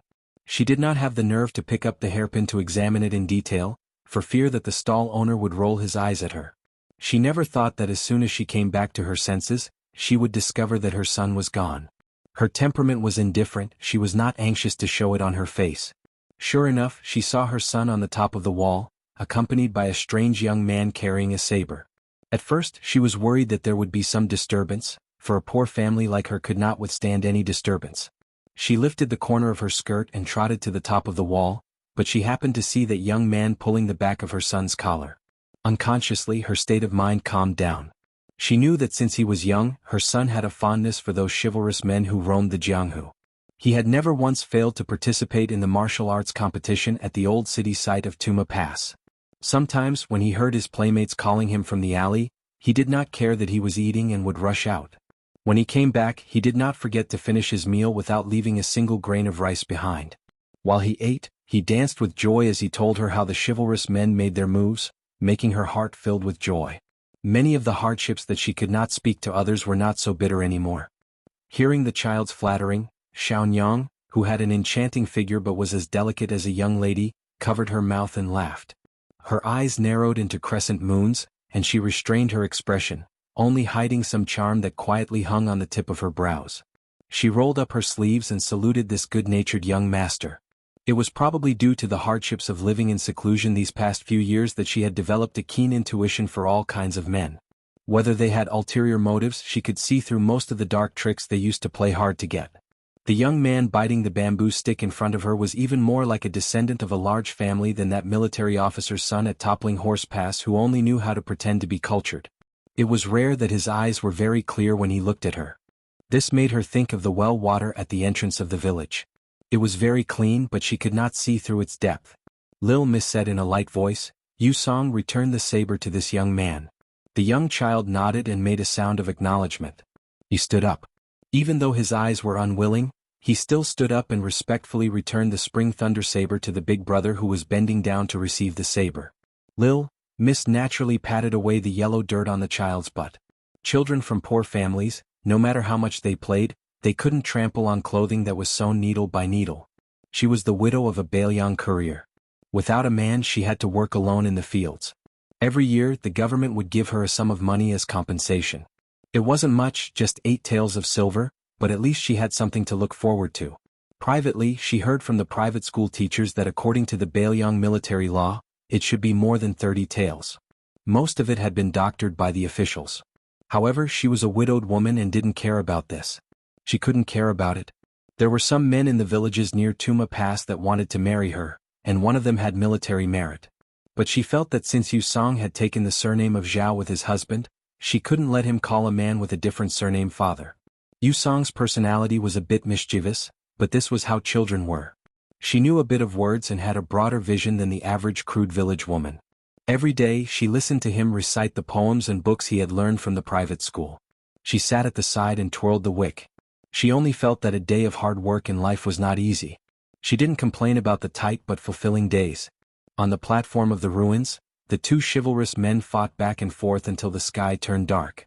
Most of the audience below were ordinary people who lived a stable life. No matter who they were, whether it was Tianshan Wind chasing sword, chopping horse, splitting tiger, or saber, as long as they fought energetically, they wouldn't be stingy with their applause and cheers. A total of 1 to 200 spectators cheered loudly. Many men stood on the benches and applauded. After all, they didn't need to pay half a copper coin. Those who had placed bets were relatively nervous and didn't make much noise. They only secretly clenched their fists when they saw the person they bet on making a good move. When they saw that they were at a disadvantage, they were worried. Su Fengnian didn't have much interest in watching the fight, but he didn't show any disdain. He took the lead and walked down the mud brick wall. The young woman took the opportunity to take the child's hand. She was afraid that if she stayed with this young man, she would attract the gossip of the marketplace. She didn't dare to linger on the wall. She only wanted to get down the mud road as soon as possible and leave the marketplace with her child. The village they lived in was just to the side, less than a li away. The child was grateful for his big brother's generosity. He smiled and tugged on his Royal Highness' sleeve. Su Fengnian turned his head and saw the child reach out his hand as if wanting to take his hand. Su Fengnian smiled but didn't reach out his hand. He only glanced at the young woman, whose mouth was slightly open and whose face was red. He didn't want to embarrass her, so he just pinched the child's cheek and strode away. The young woman quietly exhaled. Her face was burning hot. She glared at the child. The latter was a child as white as a thin sheet of paper. He only felt that his mother was prettier than before. She was shy but didn't know why she was blushing. Chapter 366. The fierce battle finally came to an end. If it didn't end soon, those guys who were hired to warm up the scene with a dozen copper coins would clap until their palms were red and swollen. Their voices were hoarse. It wasn't that they were dedicated to their job, but that the battle was really wonderful. The Zamadeo in the tan man's hand was so powerful that it could move mountains and rivers. It was admirable that he could swing the saber hundreds of times. What was more amazing was the white-clothed swordsman. With a sword in hand, his sleeves fluttered like a flying dragon, dazzling everyone. The brawny man with the Zamadeo was sincerely convinced of his defeat. He cupped his hands and admitted defeat. He sincerely praised the swordsman. His magnanimity made the onlookers give him a thumbs up. Several brilliant swordsmen who were infatuated with him put their swords back into their sheaths and left. They said, "I'll go to Jiangnan Road for thousands, but I won't give you a penny when I come back." They were so confident and unrestrained that they looked like swordsmen. It was a happy scene. Before the brawny man with the Zamadeo left the stage, an old man from a well-to-do family went up to him and tried to win him over. Lunarong was thinking about how to get close to the brawny man with the Zamadeo. A middle-aged manager of the fish dragon gang came up to her with a worried look and whispered to her. Lunarong frowned. She didn't know why the lieutenant of Taoma Pass stopped them. He said that there was something wrong with the official plate. Xiao Chang even mentioned his identity as a general, but it was useless. It seems that they are destined to stay in the pass tonight, which makes Lunarong a little uneasy. Taoma Pass is just a small pass, and the highest-ranking deputy captain here is only level 6. The one who works for the Fish Dragon Gang is level 4, and his official title is several levels higher. Although he is a military officer and is not in charge of military power, the Northern Liang Army has its own system. If they follow the vine to find the melon, they can always find all kinds of relatives and friends. A level 6 in a small pass can make a deputy captain, and under the premise that they have a lot of money, there is no reason for them not to give face. Lunarong didn't care about the brawny man with the Zamadeo. She quickly walked to the top of the city wall and met the sullen Xiao Chang. Obviously he was angry. When he saw Lunarong, he walked to the side of the official road and whispered with a bitter smile, "Something's wrong. We can't sleep peacefully tonight. Let's find a shop in the downtown area to stay. It's expensive, but we can't save this money. Each shift has 10 people and we take turns. We'll be fine after tonight." Lunarong was not a petty woman. She nodded and said, "Yes, it should be so." While they were talking, Lunarong caught a glimpse of the horse dealers walking toward them. They were surrounded by an extremely arrogant and plump woman. The woman was quite old. She wore a beautiful mink fur headband. This kind of decoration was very popular in the border of Liangzhou. It could be used to keep out the cold in autumn and winter. It was also beautiful. It was known as the mink headband or the sleeping rabbit. It was first spread in Bailiang Palace. It seemed that the first commandery Princess Su Jihu was the first to wear such an ingenious outfit. The lively Bailiang noblewomen also hurriedly followed the trend. The graceful woman with the mink headband was surrounded by old Taoist practitioners. She was calm and steady, and her breathing was much longer than that of ordinary people. Especially the old man next to the woman. His eyes were as malicious as an old goshawk's and his fingers were like hooks. She didn't know what kind of martial art he practiced, but his hands had an unusual pale gold color. It was probably the dragon claw hand or some other kind of overbearing and vicious external martial art. Number 7 or 8 valiant martial artists surrounded the arrogant woman like stars surrounding the moon. Apart from her, the most redundant one was a man who wore a thick layer of makeup. He was handsome but too feminine, without the slightest bit of masculinity. He stuck close to the woman like a little bird, looking at Lu Narong's group with a sinister and playful gaze. Su Fengyan slowly walked over. Seeing that the situation was about to turn hostile, he stopped and planned to watch from afar. Unfortunately, this detail was not only seen by the observant Lu Narong, but also by the plump woman. Her eyes lit up and the corners of her mouth curled up. She didn't even care about Lu Narong. She directly hooked her finger at Su Fengyan, her expression showing that she wanted to pamper Su Fengyan. The woman was able to look at someone so lecherously on the street. She could be considered to be thick-skinned and capable. Su Fengyan took a step back. In Lu Narong's eyes, this was almost a death sentence that deserved to be beheaded. She thought that this young man with a saber was really annoying. Why didn't he have the backbone of a Jianghu man? Thinking about it, Lu Narong sneered, full of ridicule and disdain. This guy surnamed Su was not a Jianghu man. He was just a dog in the general's house, wagging its tail and begging for mercy. She thought too highly of him to put her hopes on him. The handsome man wearing makeup saw that the woman beside him was moved and his eyes turned red with jealousy. He whispered like a spoiled child, "Miss, that pretty boy is carrying a saber. These barbarians are so vulgar." The woman raised her hand and slapped the man's face. The latter held his face, his eyes full of resentment, and he was about to cry. Seeing Lu Narong and the others from the Fish Dragon gang, they all felt their hair stand on end and only felt nauseous. As a result, their disgust for the guy surnamed Su was reduced a lot. The rich woman, who raised pretty boys like she raised cats and dogs, faced Su Fengyan. Her face was hot as if the sun had risen from the west. She had fallen in love with this slender young man at first glance. She was tired of eating the pretty boys beside her who were full of makeup and powder. She needed a change of taste to make her stomach feel better. She was just about to tease him when the sound of horse hooves came from the street. 4 riders disregarded the noise of the busy streets and galloped over. Fortunately, they did not trample or knock down any pedestrians. Although these 4 riders were domineering, their horsemanship was also superb. A young master in brocade jumped off his horse, but the 3 armored retainers behind him did not move. Lu Narong saw all of this and had already guessed the identity of this young man. He was Zhou Ziru, the eldest son of the deputy commander of the Toppling Horse Pass. Lu Narong had already memorized the places and people along the way to the north with her master, Xiaochang. She remembered Zhou Ziru's name because even Xiaochang mentioned him. It was said that Zhou Ziru was not only brilliant in literary talent, but also had many excellent works passed down in Beiyang. He could also draw a 3-stone bow and shoot a willow leaf from 100 paces away. His archery skills were outstanding. It should be known that 30 Jin was a Jun and 4 Jun was a stone. To be able to draw a 3-stone bow was already a shocking amount of arm strength. If he could also ensure that the arrow was accurate, then he could directly enter Beiyang's army and become a crossbowman. Jianghu and the military were 2 sides of the same coin, but in the world, there was no ignorant brute who dared to look down on Beiyang. Lu Narong looked at Zhou Ziru. She didn't expect that after he got off the horse he didn't talk to the woman first. Instead he smiled at her. Lu Narong, who was caught off guard, subconsciously turned her head away. When she came back to her senses, she felt ashamed and her eyes returned to their usual coldness. In Beiyang, Zhou Ziru, who could barely be considered a seed, was happily chatting with the plump woman. Perhaps it was because this mink had a real handsome man like Zhou Ziru that she had lost interest in Su Fengyan. She just winked at him and walked through the city gate with Zhou Ziru. When they passed by the people of the Fish Dragon gang who were on guard, she didn't forget to make a show of force at Lu Narong.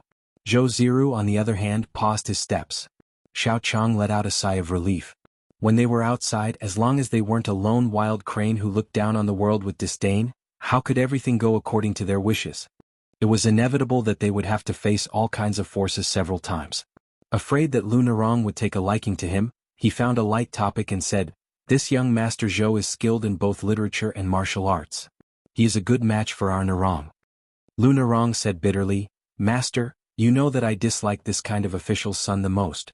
They look amiable and refined, but in reality they eat people up without spitting out the bones." Xiaochang smiled and no longer teased this arrogant disciple of his. Together they went to find a suitable inn to stay in. Generally speaking, not entering a new inn or a new inn was an old rule in Jianghu. The reason was also simple.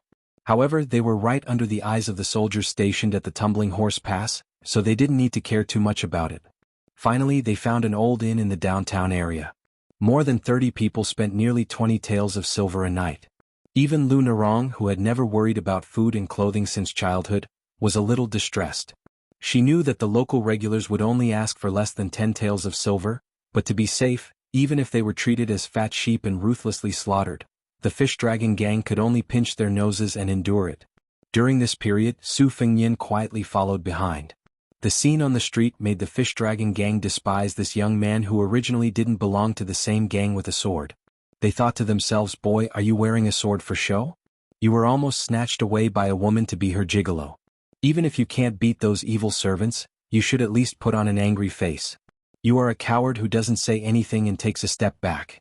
Aren't you implicating the fish dragon gang and making a fool of themselves with you?" Bah! A young man from the fish dragon gang spat at Su Fengyan's feet. Chapter 367. Jianghu people were straightforward. Su Fengyan immediately received his karma. In addition to spitting out a mouthful of saliva, he was also assigned to live in the cheapest and cramped room in the inn with the least experienced gang member. Su Fengyan remained silent and did not object. The guy who shared the room with him was called Wang Dashi. Unfortunately, his physique and personality were the complete opposite of his name. Not only was he short, but he was also as thin as a bamboo pole. Not only was he not as smelly and hard as the stone in the latrine pit, but he was also very weak and docile. However, his father had died in a gang fight in his early years, so he was very loyal to the fish dragon gang. Old gang leader Lu remembered his loyalty and took Wang Dashi into the gang despite his poor constitution. Although this young man did not have the slightest talent in martial arts, he was willing to endure hardships and was very diligent in his work. He would never slack off. In the gang, he often did the dirty work of scrubbing toilets or washing clothes for his senior brothers. He worked hard without complaint and was bullied several times over the years. However, this young man was naturally optimistic and never held grudges. Once in the gang, Lu Nirong accidentally saw him being bullied too much, so she paid extra attention to him and took care of Wang Dashi a little bit. Only then did Wang Dashi's situation improve slightly. This time, among all the members of the fish dragon gang, Wang Dashi was the only one who was willing to squeeze out a smile to Su Fengyan. Probably because they were in the same boat, this time he was living in the same room with Su Fengyan, so Wang Dashi did not have to worry about the faces of his senior brothers and martial uncles. After closing the door, he took the initiative to call out young Master Su, and even took out the shichi pastry that he had bought in the downtown market. He actually bought 2 portions. The one on the surface was more than half a kilogram, but he secretly hid less than half a kilogram. The first portion was naturally taken away by his senior brothers. Otherwise, even if Wang Dashi, who loved pastries, spent money, he would not even be able to eat half a kilogram of delicacies. This was Wang Dashi's shrewdness in finding joy in suffering. In front of the taciturn young Master Su, Wang Dashi obviously had a strong sense of inferiority. It was so strong that he did not know how to hide it. He took out all the shichi pastry wrapped in oil paper and asked with a red face, "Young Master Su, would you like to have a taste?" Su Fengyan shook his head. Wang Dashi wasn't surprised. He sat at the table and started eating. Just as he started eating, a few senior brothers pushed the door open and entered without knocking. Wang Dashi turned his head in surprise and swallowed the pastry in his mouth subconsciously. He only knew that he was done for. If his senior brothers found out that he had secretly hidden pastries, they would definitely push him down and make him crawl between their legs again. The 3 burly senior brothers entered the room and searched the dumbfounded Wang Dashi. They didn't find anything they wanted. One of the senior brothers was discouraged and took his anger out on Wang Dashi. He slapped Wang Dashi's forehead and scolded, "You brat, you didn't sneak a few pieces of pastries. Are you King stupid or stupid? You made me lose half a tael of silver to Lido, that little chili. You have to pay for this half a tael of silver. After you get the money in a few days, you have to quickly return it to your senior brother, do you hear me?" Wang Dashi, who was confused, nodded blankly. Before the senior brother left, he didn't forget to slap Wang Dashi again. He slammed the door and left while cursing. Bad luck. Wang Dashi waited until the senior brothers were far away and locked the door like a thief. He then put his ear to the door and didn't hear any footsteps. Only then did he calm down and wipe his mouth. He secretly rejoiced and smiled foolishly. He didn't have the slightest awareness that those pastries should belong to him because he was the one who paid for them. It seemed that it was normal for this kind of useless person to be bullied. It would be strange if the wheel of fortune changed.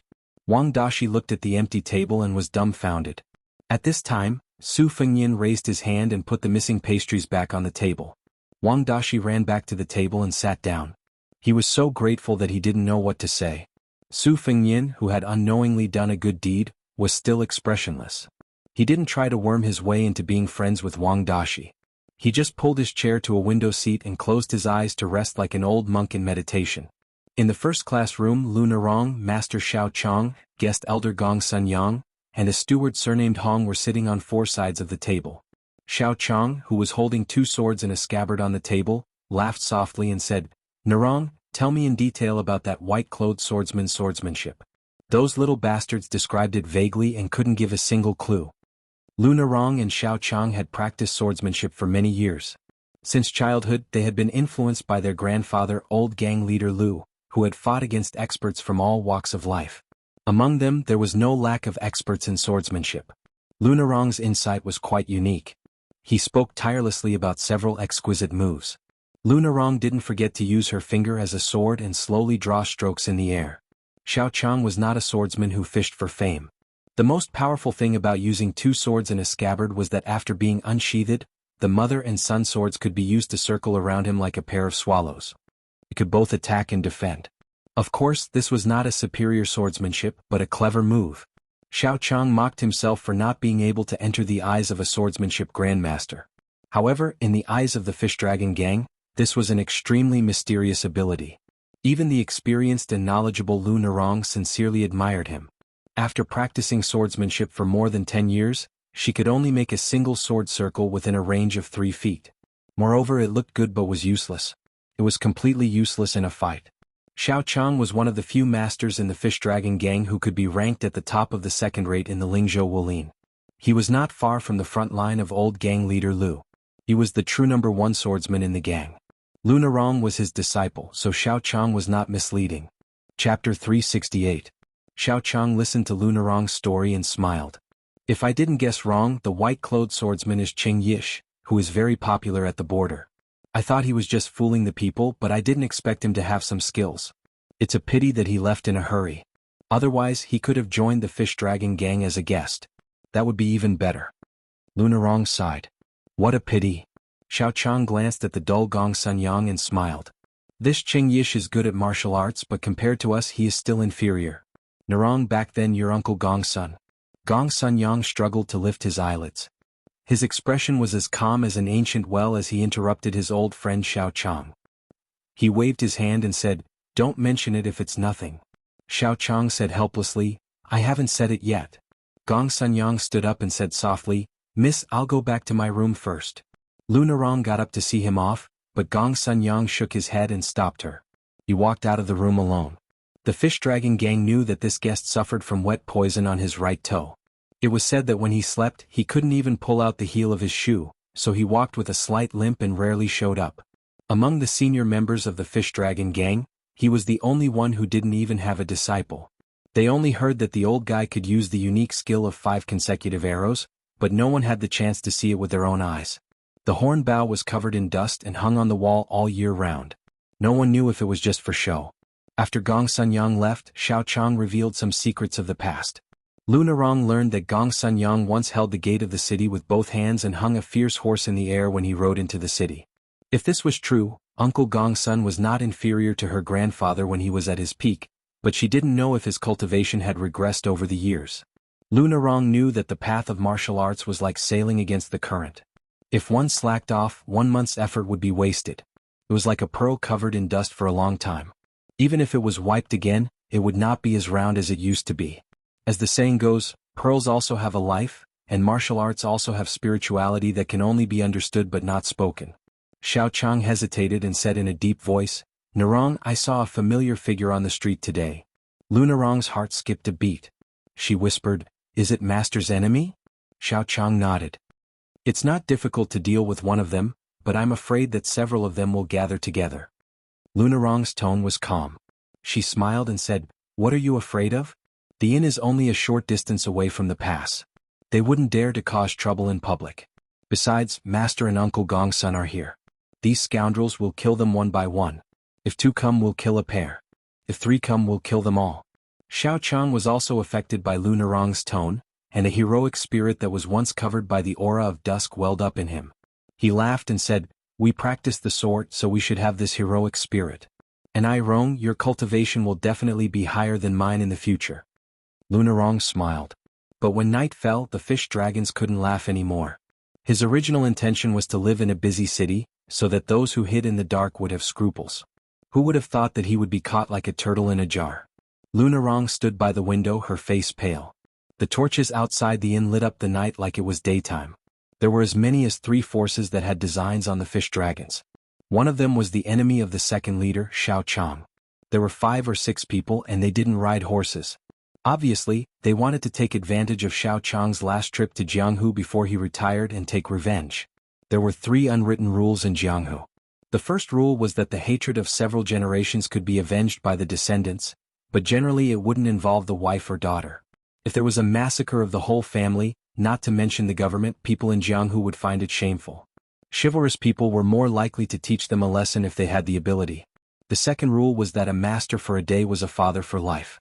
Not to mention the slave of 3 surnames, who changed his master at will. Even if he changed his master, no matter what the reason was, it would be a stain for life. Therefore, the matter of apprenticeship was almost the most important thing in Jianghu. It was not inferior to the scholar's ceremony. The third rule was that once the retirement ceremony was arranged, the golden basin was placed, and the water in the bowl was poured, then all the ordinary grievances would be nullified. The second force was not unexpected. It was a woman wearing a mink headscarf. Everyone was riding a horse. The last force made the fish dragon gang feel hopeless. It was the young master Zhou Ziru, who was the deputy captain of the pass. He was followed by 8 or 9 cavalrymen and more than 20 infantry soldiers. Zhou Ziru's handsome face was shining brightly under the light of the fire. He looked at Lu Narong on the second floor and slowly said, "We are catching bandits. Unrelated people, please leave." The mink headscarf woman spoke and acted without restraint. She didn't care if the fish dragon gang in the inn could hear. She said sweetly, "Young Master Zhou, it's settled. That woman surnamed Lu belongs to you, but you must not hurt her little brother with a saber." Zhou Ziru frowned and didn't reply. The woman, who was faintly unhappy, twitched the corner of her mouth and suppressed the disrespectful words that were already on the tip of her tongue. She coquettishly sat high on the horse with one hand on her waist, her index finger rhythmically tapping the pattern on the jade buckle. "At this border, who can escape from the palm of my hand? Why can men sit in the harem with 3,000 beauties, but we women can't have 300 gigolos? I just want it." Chapter 369. Zhou Ziru believed that he was well-read in military books and could skillfully apply them to worldly affairs. Over the years, he had been successful in every endeavor. Not only did he become the chief advisor of Vice Captain Zhichang's father, he also gave advice and advice. He also personally set up traps, causing many famous bandits to fall in the pass. Just the reward alone was more than 2,000 taels of silver. Zhou Ziru ignored his father's heartache and distributed most of the silver to the soldiers of Tuma Pass who worked for him and his father. Although he was the most powerful young master in the pass, because a rabbit does not eat the grass near its burrow, his reputation among the common people had always been good. This time, casting a large net against the fish dragon gang was only a temporary idea. 3 days ago, a few people from Lingzhou found one of Zhou Ziru's friends and had a banquet. During the banquet, they said that they wanted to kill a member of the fish dragon gang named Xiao Chang. Zhou Ziru originally did not want to participate in this kind of Jianghu vendetta, but those people from Wulin were very efficient. They detained a bandit who had fled to the vicinity of Tuma Pass and handed him over to young Master Zhou without saying anything. Zhou Ziru saw that they only wanted the fish dragon gang to stay in Tuma Pass for one night and did not need to personally do the dirty work, so he agreed. Who would have thought that when the fish dragon gang arrived, they would take out a personal letter from the former weapons supervisor of Bailiang. This caught Zhou Ziru off guard and he immediately regretted that these people did not know the severity of the situation. However, Zhou Ziru knew that it was not easy to accumulate the reputation of young Master Zhou of Tuma Pass and did not want to ruin it. He could only force himself to play the bad guy and stop the fish dragon gang. However, he had secretly prepared to let his trusted subordinates lead the troops to intervene once the 2 groups of people started fighting. At dusk, he met the woman with the mink headscarf who was a frequent visitor of Tuma Pass. After a secret conversation, Zhou Ziru changed his slightly conservative original intention and decided to make the Fish Dragon Gang suffer a big loss. Not only did he want to accept the original Jianghu favor, but he also wanted to take the profits from the goods that belonged to the Fish Dragon Gang. Of course, he did not want to have a falling out with the general who was already a false-rank Beimang official. Instead, he personally led people to the Beimang to finalize the deal. With the mink headscarf as the middleman, Zhou Ziru would not hesitate to hand over the money earned from the Fish Dragon Gang. In this way, young Master Zhou could be considered to have established a connection with the former weapons supervisor. As for the lives of the dozens of people in the Fish Dragon Gang, Zhou Ziru could only apologize in his heart. Moreover, his wishful thinking was not just about killing two birds with one stone.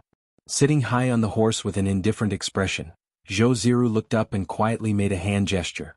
In one of the rooms of the inn, a man with a rough voice shouted with all his might, "Grandpa has been blocked by you guys here today. I admit that I failed miserably at such a simple task. But I have more than 30 good brothers of the Fish Dragon Gang who can exchange their lives with me. If anyone dares to come and seek death, I will consider him a hero." Most of the members of the Fish Dragon Gang were standing by the window to watch the show. They thought that they would be able to stay outside and enjoy a good show of soldiers catching bandits, but they did not expect to hear these words. The gang members almost spat blood on the window. Where did this bastard bandit come from? A few impatient young gang members raised their swords and were about to follow the voice to kill this bastard who had climbed out of a pond. Before they went out, the second gang leader Xiao Chang and the steward came to gather them into the 3 connected rooms next door and did not allow anyone to fight. The Fish Dragon Gang was not qualified to be a gang that lived like a prince and collected money by lying down. The members of the gang had seen a lot of schemes. At this time, no matter how stupid they were, they only knew that they had fallen into a trap. None of them dared to breathe. If it was just a fight between gangs, they were not afraid of anyone. But the cavalry and armored soldiers outside the inn were really terrifying. Even if they were lucky enough to survive, they would be accused of killing soldiers. How could the Fish Dragon Gang have a foothold in Beiyang's Jianghu? Luna Rong came to a room with a pale face. She calmed down her rapid breathing and knocked on the door. She was very decisive in her actions. Even though she was in a dead end, she didn't even bring Gong Sunyang with her and went to the meeting alone with great sincerity. She wanted to see who was in the inn who wanted to drag the Fish Dragon Gang into the mire of eternal damnation. Luna Rong hoped that these people only wanted the money, but she knew in her heart that there was an 80 to 90% chance that they wouldn't be able to settle this matter with money. Luna Rong was shocked. Her body leaned back as a blade broke through the door. Luna Rong could even clearly see that the blade was only an inch away from her face.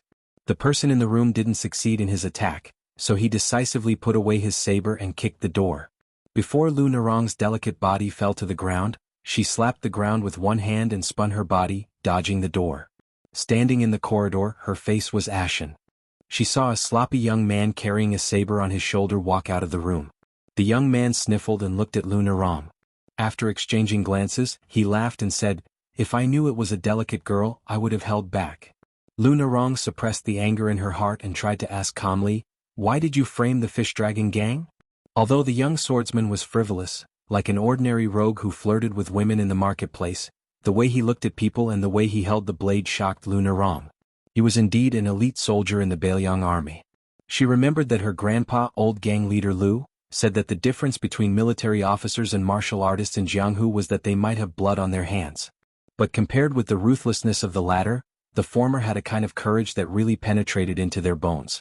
This kind of perseverance was the heart that was trained in the face of thousands of soldiers and horses. It was the evil spirit that gritted teeth and crawled back to the world of the living. After Luna Rong confirmed the identity of the swordsman in her heart, her whole body was cold and her mood fell to the bottom. The man grinned and said directly, "My second brother has taken a fancy to you. If you know what's good for you, you should go back with him obediently. My second brother wants me to tell you that if you are willing to be his woman, the Fish Dragon Gang will lose more than 30 people. With my second brother's help, the Fish Dragon Gang will be able to go to Beiyang and Beimang unimpeded in the future. It can be considered a blessing in disguise. Just take it as my second brother's betrothal gift. To be frank, my second brother already has a woman to marry. Miss Lu, you can just be a concubine without any status. Don't feel wronged. In fact, it's the Fish Dragon Gang that has climbed up the social ladder. Besides, it's a great blessing for me, Zhao Chuan, to call you my second sister-in-law." Luna Rong sneered and said, Your second brother, Zhou Ziru, is really meticulous. I admire him very much. The young swordsman, who called himself Zhao Yingchuan, licked the corner of his mouth and glanced at the man who was paralyzed in the chair in the room. This poor guy was really unlucky to fall into the hands of his second brother. He had been poisoned by the muscle-weakening powder, which was the first choice of all rapists in Jianghu.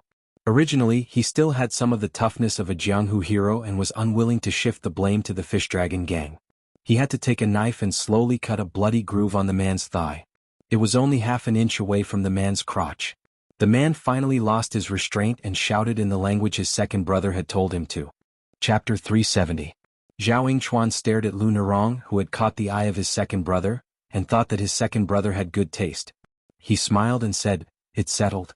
I'll have to trouble second sister-in-law and Zhao Yingchuan to leave through the back door. In the future, whether the fish dragon gang's surname is Lu or Zhou, it doesn't matter. Second brother naturally has the ability to make the fish dragon gang one of the top gangs in Lingzhou. If the negotiation fails, then don't blame me for knocking you out, carrying you on my shoulder, and throwing you onto the bed of my second brother's private residence. If you want to gang up on me, it's fine." Zhao Yingchuan is confident that he can escape. As for the person in the room, it doesn't matter if he's dead or alive. But second sister-in-law, do you really want to be happy like this? Lu Nerong only felt sad. Were all the sons of officials so insidious? Zhou Ziru was only the son of a secondary rank 6 rank deputy captain, and he was already so calculative. Wasn't the cooperation between her grandfather and the son of the weapons supervisor even more like asking a tiger for its skin? Could it be that it was a trap set by the fish dragon gang's mortal enemy and the general's residence from the beginning? Lu Nerong took a deep breath and calmly said, "If you can leave the inn alive, tell Zhou Ziru to eat shit." Zhao Yingchuan, who was carrying the blade, gave her a thumbs up and praised, "Second sister-in-law is so elegant. I only hope that you'll be so likable in second brother's bed tonight." Originally, according to Zhou Ziru's plan, Zhao Yingchuan would let the criminal pour dirty water and talk to Lu Nerong before leaving. It would be best if Lu Nerong was willing to give in. If she didn't, Zhou Ziru would personally lead the troops to break into the inn and arrest her. The biggest backer of the inn was young Master Zhou, so he didn't need to spend a single favor. As soon as Zhao Yingchuan finished speaking, he didn't rush to retreat, probably because things were going well. Instead, he ran wildly in the corridor with his blade, rushing toward Lu Nerong. When he was 10 steps away, he jumped to the wall, tapped the tip of his foot, turned to the other wall and bounced toward Lu Nerong again. His speed was much faster than before and he had the advantage of being on the high ground. He quickly chopped down with his blade, showing no affection of a future uncle and sister-in-law. Lu Nerong raised her arm to block. What a bright sword. She was indeed the granddaughter of gang leader Lu. This autumn water long sword was enough to make ordinary martial artists drool. After the blade and sword collided, Zhao Yingchuan grinned and said, "Get out of my hand." Lu Nerong's entire arm was numb and she took 2 steps back. Zhao Yingchuan, who had landed on the ground, did not show any mercy. He did not give Lu Nerong any chance to catch her breath. He brandished his saber, forcing Lu Nerong to only be able to take it head-on. She had no time to use any exquisite swordsmanship. It could be seen that Zhao Yingchuan was not a person who blindly believed himself to be reckless. In the final analysis, the swordsmanship and saber techniques of the military were all extremely clean and nimble killing methods. They were never flashy or flashy. However, the people of Jianghu were different. They more or less pursued the exquisiteness and magnificence of their moves. It was hard to avoid the suspicion of being cumbersome. If one's realm was low, they would be skilled. If one's realm was high, they would be immortal. Lu Nerong retreated again and again, swallowing a mouthful of blood that had surged up to her throat. When Zhao Yingchuan finally took a breath, the long sword that had been fiercely knocked away by the saber slipped out of his hand. Zhao Yingchuan was delighted because after all, this was the woman that his second brother had taken a fancy to. He couldn't really kill her, so he was prepared to take down this Miss Lu whose swordsmanship was actually not bad. However, he didn't know that the moment he relaxed, the long sword that had slipped out of his hand strangely circled around Lu Nerong's body and swept towards Zhao Yingchuan's neck at a tricky angle. Zhao Yingchuan turned his head and a strand of his hair was cut off. He was able to use his saber to parry the attack. He laughed and said, "What a good sword move. If second brother hadn't reminded second sister-in-law that Master Xiao Chang is good at the double swallow whirlpool, I would have really suffered a big loss." Lu Nerong remained calm and stretched out her arms. She didn't reach out to hold the long sword. Instead, she flicked a finger on the sword and patted the hilt with her other hand. The long sword spun rapidly in the air like a spinning top whipped by a child and flew towards Zhao Yingchuan. Even Zhao Yingchuan, who had been on the battlefield countless times at a young age, had a serious expression on his face. He didn't dare to rashly pull out his saber, fearing that the saber's momentum would be used by the woman. His second brother had said that the most exquisite move of the Fish Dragon Gang's old gang leader's fist cannon that shook Lingzhou was the teacher's 3 cupped hands technique. After 3 consecutive cupped hands, the strength would multiply. It was completely different from the common martial arts common sense that the first move would be used up, the second would be weakened, and the third would be exhausted. This Lu Narong had clearly integrated the teacher's 3 cupped hands technique into the double swallow whirlpool swordsmanship. It was a bit tricky. Zhao Yingchuan made up his mind to avoid the fierce wind. He pulled out his saber and retreated. There was a door behind him. He suddenly exerted force with his back and smashed the wooden door. He retreated into the room in a slightly embarrassed manner. Seeing that Lu Narong didn't take advantage of the situation to pursue him, he held the long sword. Finally, he couldn't hide the trace of blood oozing out of the corner of his mouth. Zhao Yingchuan shook the saber in his hand and resumed his carefree attitude. He laughed and said, "Second sister-in-law, you're good with your sword." Lu Narong wiped the trace of blood from the corner of her mouth and smiled. "I don't care about your mother." There was an awkward silence. The corner of Zhao Yingchuan's mouth twitched. Obviously, he didn't expect such a woman to swear. In fact, there were 2 other people in the room. However, whether it was Lu Narong or Zhao Yingchuan, they didn't think that these 2 guys could do anything. She was just worried that they would be implicated. Lu Narong didn't have the confidence that she would be lucky enough to survive a life-and-death battle with this swordsman who was only hiding his strength. Her eyes moved slightly, indicating that the 2 people in the room shouldn't act rashly. However, in the next moment she was disappointed. Her disappointment was twofold. The first disappointment was that the young man with the same saber was standing by the window, motionless and indifferent. But what made Lu Narong most anxious was that Wang Dashi didn't care about the situation. He shouted and rushed toward Zhao Yingchuan. The Fish Dragon Gang's unique skill was undoubtedly her grandfather's cannon hammer. It was a branch of one of the fist techniques of the 2 Zen temples. It didn't pursue the complexity of the routine, but focused on the instantaneous burst of power. If this set of fist techniques was supported by vigorous internal energy, the fist technique would naturally be brilliant. Unfortunately, in the hands of Wang Dashi, who had just joined the gang and hadn't been able to reach a higher level, it was just for show. Zhao Yingchuan even calmly waited for the fist to reach his face before kicking Wang Dashi's knee. He tilted his head slightly and let the fist miss. In the next moment, Bailiang's saber was placed on Wang Dashi's neck. Zhao Yingchuan held the saber in one hand and Wang Dashi's neck with the other. With a troubled expression, he muttered to himself, "Should I cut his neck or crush it?" Lu Narong said, "Don't." Zhao Yingchuan heard the sound of horse hooves getting clearer and clearer outside the house. He knew that his second brother's side had victory in their hands. He also had the leisure to look for fun in a busy situation. He said with a smile, "Second sister-in-law, tell me. Little uncle is so fierce to let this trash go." Although Wang Dashi's skills were muddled, he still had some courage. Being restrained, he still blushed and shouted, "Miss, don't." Lu Narong said expressionlessly, "I'll tell you." Zhao Yingchuan's 5 fingers exerted force and lifted Wang Dashi's body up. Zhao Yingchuan took an inch and wanted a mile. He said, "Second sister-in-law, don't forget the word Li." Lu Narong was about to accept this humiliation. Just as she opened her mouth, she couldn't close it. Her eyes widened as if she had seen a demon. Zhao Yingchuan was like a dead fish. His eyes were filled with morbid blood vessels. He was already on the verge of death. Behind Zhao Yingchuan stood the man with the saber. He didn't say a word from beginning to end. After delivering the fatal blow, he didn't pull out his saber. He just pierced his palm into Zhao Yingchuan's back and broke his entire spine. Chapter 371. Wang Dashi originally thought that if he could die in front of Miss Lu in this life, he would not have been reincarnated in vain. However, he felt sorry for his father and ended the Wang family's bloodline here. For a small figure like him, Lu Narong was an otherworldly fairy girl. She was beautiful, gentle, kind-hearted, and had high martial arts skills. When he was in the Fish Dragon Gang, Wang Dashi only needed to look at her from afar to feel hot all over and not feel tired after working for a whole day. If he was lucky enough to see her smile, he would definitely lose sleep at night.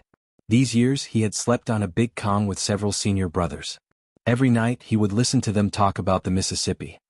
He remembered that a few years ago, a senior brother recklessly made up a story about how he saw the Mrs. Bellyband drying in the yard. That night, he was beaten into a pig's head by the other senior brothers. However, it was said that after that, many senior brothers secretly asked about the color and style of the bellyband. Knowing that it was fake, they were willing to let their imaginations run wild. Wang Dashi was not qualified to join in the fun, so he could only look at Miss Lu Nerong from afar. He knew that one day the fairy in his heart would also go to help her husband and teach her children. Some time ago, he heard from his senior brother that the old gang leader had found a son from a rich family for the Mississippi. Wang Dashi was a little sad and envied his father for being able to fight to the death for the Fish Dragon gang. Su Fengyan let go of the body that had lost the support of the spine, bent down, and squatted down. He wiped his hands on Zhao Yingchuan's clothes and caught a glimpse of the Bailiang knife. Just now, he used his palm as a knife to stab into the guy's back.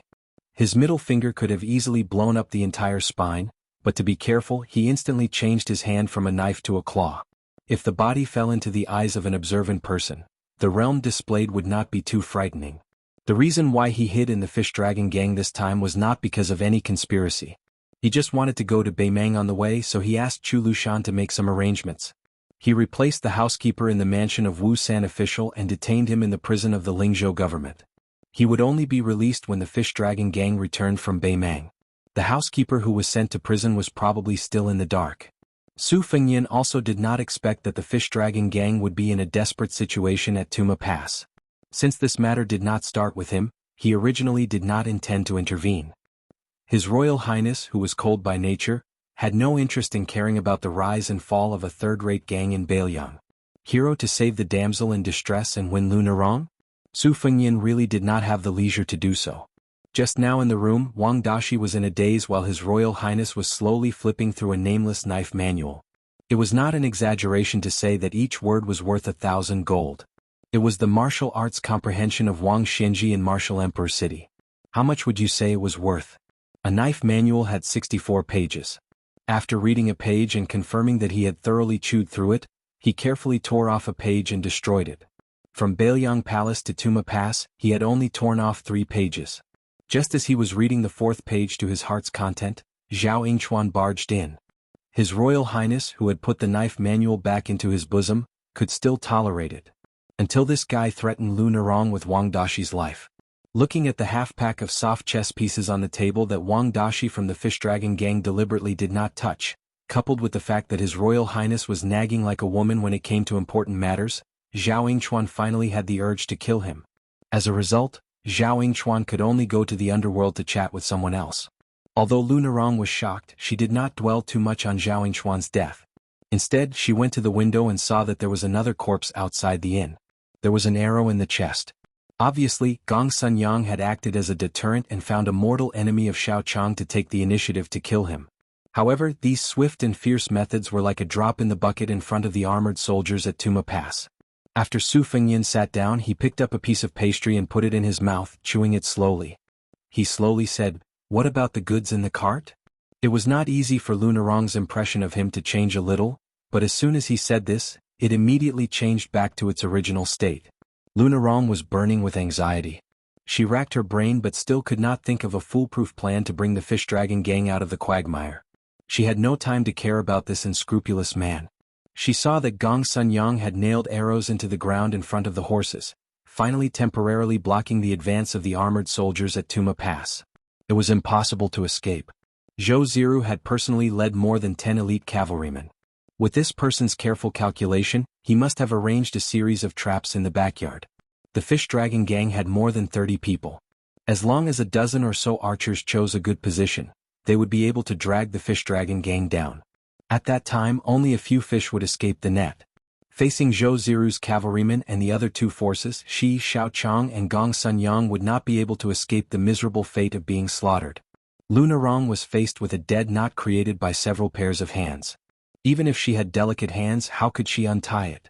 Xiaochang walked into the room and saw the dead body at Wang Dashi's feet. He frowned. When he saw the Bailiang knife in the corpse's hand, he sighed and mistakenly thought that it was Lu Nerong's work. He thought that since Lu Nerong was determined to do this, he would die tonight. However, when Wang Dashi saw the high and mighty second gang leader arrive, he was grateful for young Master Su's life-saving grace. On the other hand, he was afraid and instinctively explained, It was young Master Su who helped me kill this person. Of course Xiaochang did not believe him. His eyes drifted to Lu Nerong who had turned around by the window. The latter nodded. Xiaochang thought for a moment and said angrily, "Young Master Su, do you know that this person is a Bailiang soldier? How dare you kill him? The Fish Dragon Gang will never associate with you. Get out and ask for punishment from the government." Xiaochang's righteous words could be heard both inside and outside the inn. When Zhou Ziru heard the news, his face became gloomy. Zhao Yingchuan was his sworn brother and had a bright future in the Bailiang army. Over the years, the Zhou family had spent at least 4,000 to 5,000 taels of silver on their sworn brother. Not to mention Zhou Ziru's father, who was the deputy commandant, had secretly done many favors for Zhao Yingchuan in hopes that in the future, Zhou Ziru and Zhao Yingchuan would be able to complement each other in the Bailiang frontier army and have a meteoric rise together. Who would have thought that they would die in their own territory? This made Zhou Ziru furious. He raised his head and said angrily to the archer of the Fish Dragon Gang, "Old man, if you dare to stop me again, I will make sure you bring disaster to your whole family." Xiaochang's original intention was to transfer the anger outside the inn to young Master Su. He did not know the inside story of the machete man Zhao Yingchuan, so he added fuel to the fire and made Zhou Ziru determined to bury the Fish Dragon Gang with his brother. In the eyes of the Lingzhou swordsman who had been famous for a long time, as long as the soldiers at Tumbling Horse Pass did not get involved in this mess, the strength of the Fish Dragon Gang was enough to deal with the other two groups of Jianghu people. He had obviously underestimated Zhou Ziru's ambition and appetite. Chapter 372. Lu Nerong didn't seem to expect her master to say such words. She was surprised. She looked at her master who used to have the demeanor of a sword immortal. She turned to look at the man surnamed Su. After finishing the pastries, he gently clapped his hands and didn't intend to get up. Lu Nerong wanted to say something but hesitated. She felt a little guilty. Xiaochang couldn't wait to throw this pretentious idiot out of the window so that the horses could trample him into meat paste. He stubbornly believed that as long as the soldiers at the Fallen Horse Pass were not angry, he and the Fish Dragon Gang would have a chance to escape.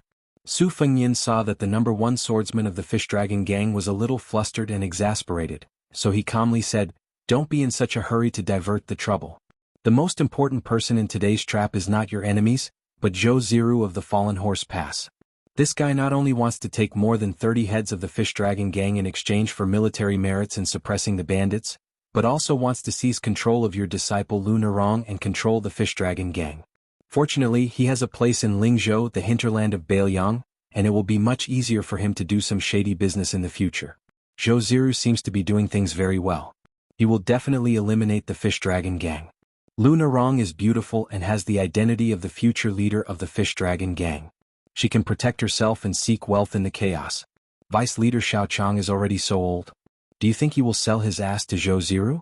Or do you want to be a servant girl for young Master Zhou to perform a sword dance?" Wang Dashi looked at the calm young Master Su and then looked at gang leader Xiao, who was so angry that his arm was trembling. Wang Dashi's expression was strange. Xiaochang already hated this man surnamed Su to the bone, but after hearing the shocking inside story he looked at Lu Nerong. After seeing her nod, his heart was as dead as ashes. Then, as if he had grasped at a life-saving straw, he turned around and saw that there was no one outside the room. He turned his head and whispered, "Nerong, I have worked for the Fish Dragon Gang for 20 years. I have been cautious and conscientious. Have I ever done anything to betray the name of the Fish Dragon Gang? Moreover, you and I are master and disciple, and I have taught you swordsmanship wholeheartedly. Have I ever had the slightest selfish intention of teaching my disciple to starve the master to death?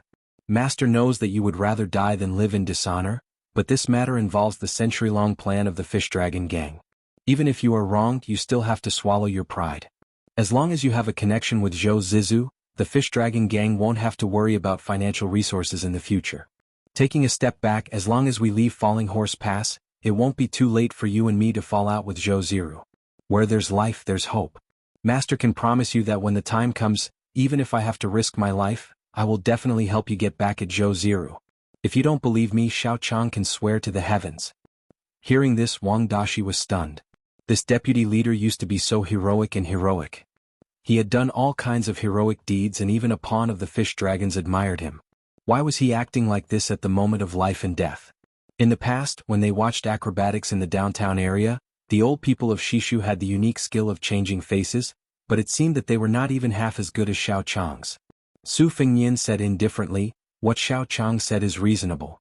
Not only did you take into account the overall situation of the fish dragons, but you also guaranteed that you and Xiaochang would be out of danger. You have put a lot of thought into this. I think old boss Lu will be extremely grateful after this. He might as well marry his granddaughter to Hero Xiao.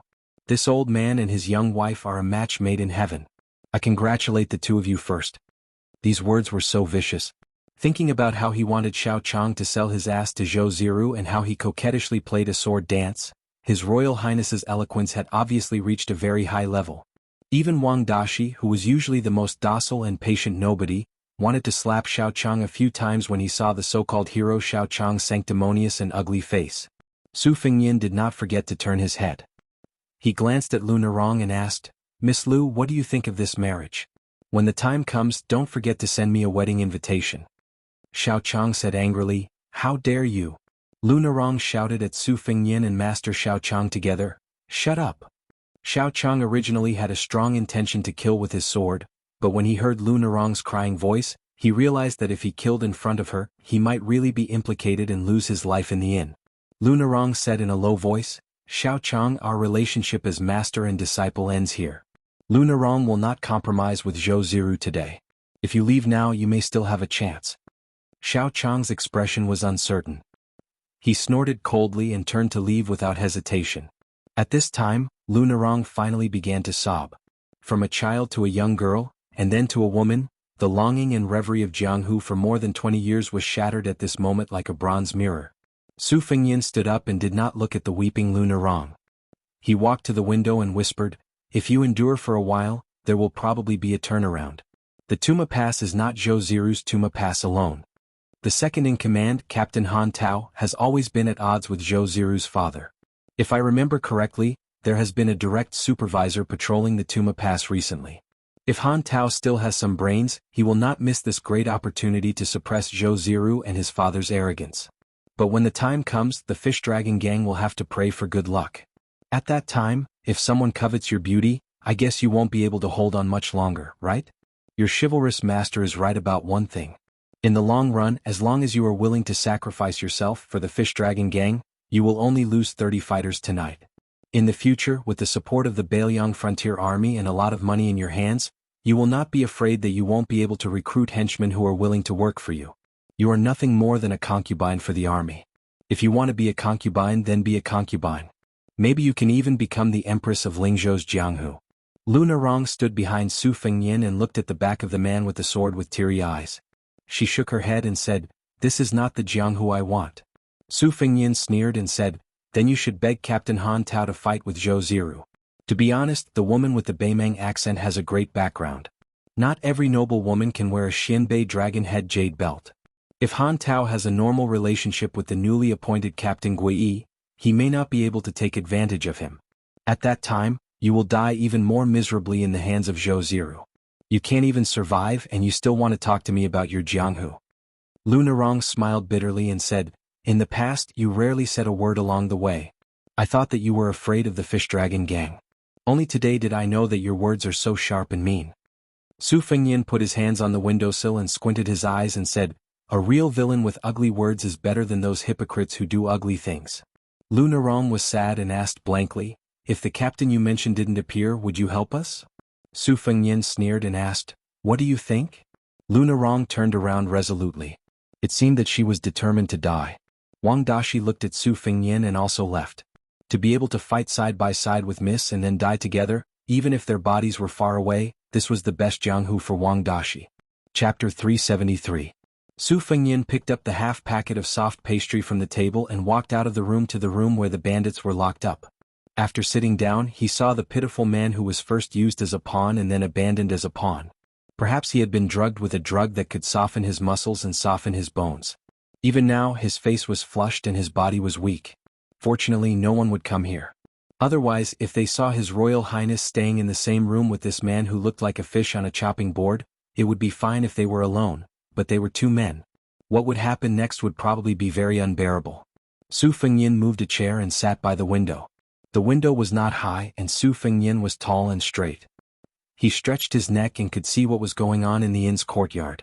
He tasted the soft and delicious pastry. Of course, It was not to say that His Royal Highness would help just for a packet of pastry. It was said that only when one was full would they do something boring. At that time His Royal Highness did not even eat. It was just that Wang Dashi was the only one in the Fish Dragon gang who was sincerely close to His Royal Highness. There was no utilitarian motive.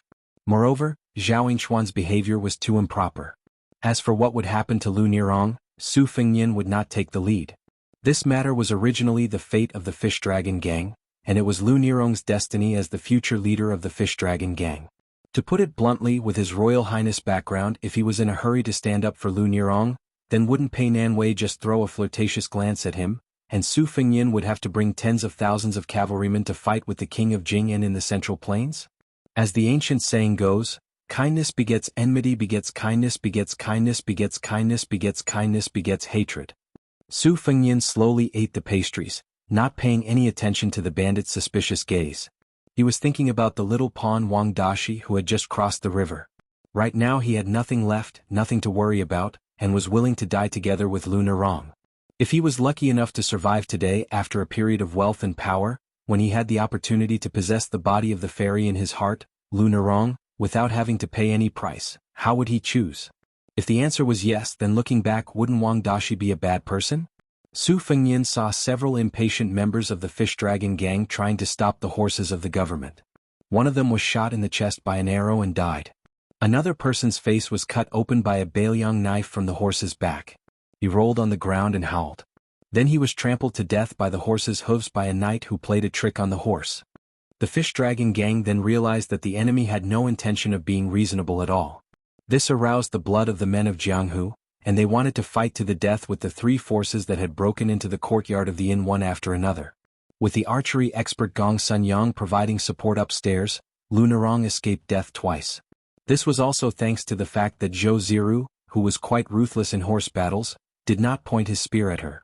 Su Fengnian swallowed the pastries and found that Wang Dashi was not there. He turned his head and asked vaguely, "What did you do?"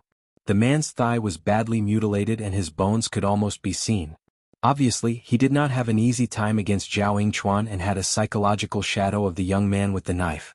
When he heard His Royal Highness question, he quickly replied, "I robbed and killed a group of Beimang merchants who came to our territory to do fur business. Then we became wanted by Bailiang." Su Fengnian nodded and said, "It seems that the group of merchants has a close relationship with our Bailiang frontier army. Did they put you on the list in the name of robbing Bailiang border merchants?" The man nodded with a sad face and endured the bone-piercing pain. He gritted his teeth and said, "Young master, you are a wise man. I heard that there is a new military officer named Gui here.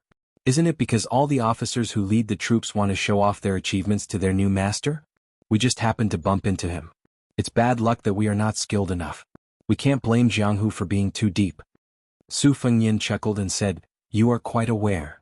The man was afraid that the young master with the knife in front of him would smear the knife on his body without a word, so he quickly found a topic to talk about to divert the pain from his body. "This damned knockout drug, you should have used more of it so that he would have fainted." The man's face was twisted because of the pain, and his eyes were slightly cautious as he asked carefully, "Young master, have you heard of the new military officer named Gui?" Su Fengnian glanced at the scene in the courtyard and still did not see Wang Dashi. He frowned and said, "Wang Dashi used to be the second master of the Qingshan villa in the Central Plains. After it was trampled by the Bailiang cavalry, a large group of homeless dogs spent all day thinking about how to fight against the Bailiang palace. Later, more and more of them died and almost all of them were wiped out.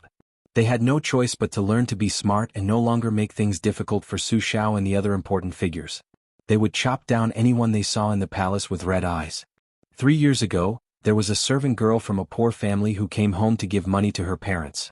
On the way home she was kidnapped and taken away. By the time the people from the palace arrived, the girl's entire lower body could not be seen. If I had been there." At this point, Su Fengnian paused and laughed self-deprecatingly. "It seems that there was nothing we could have done.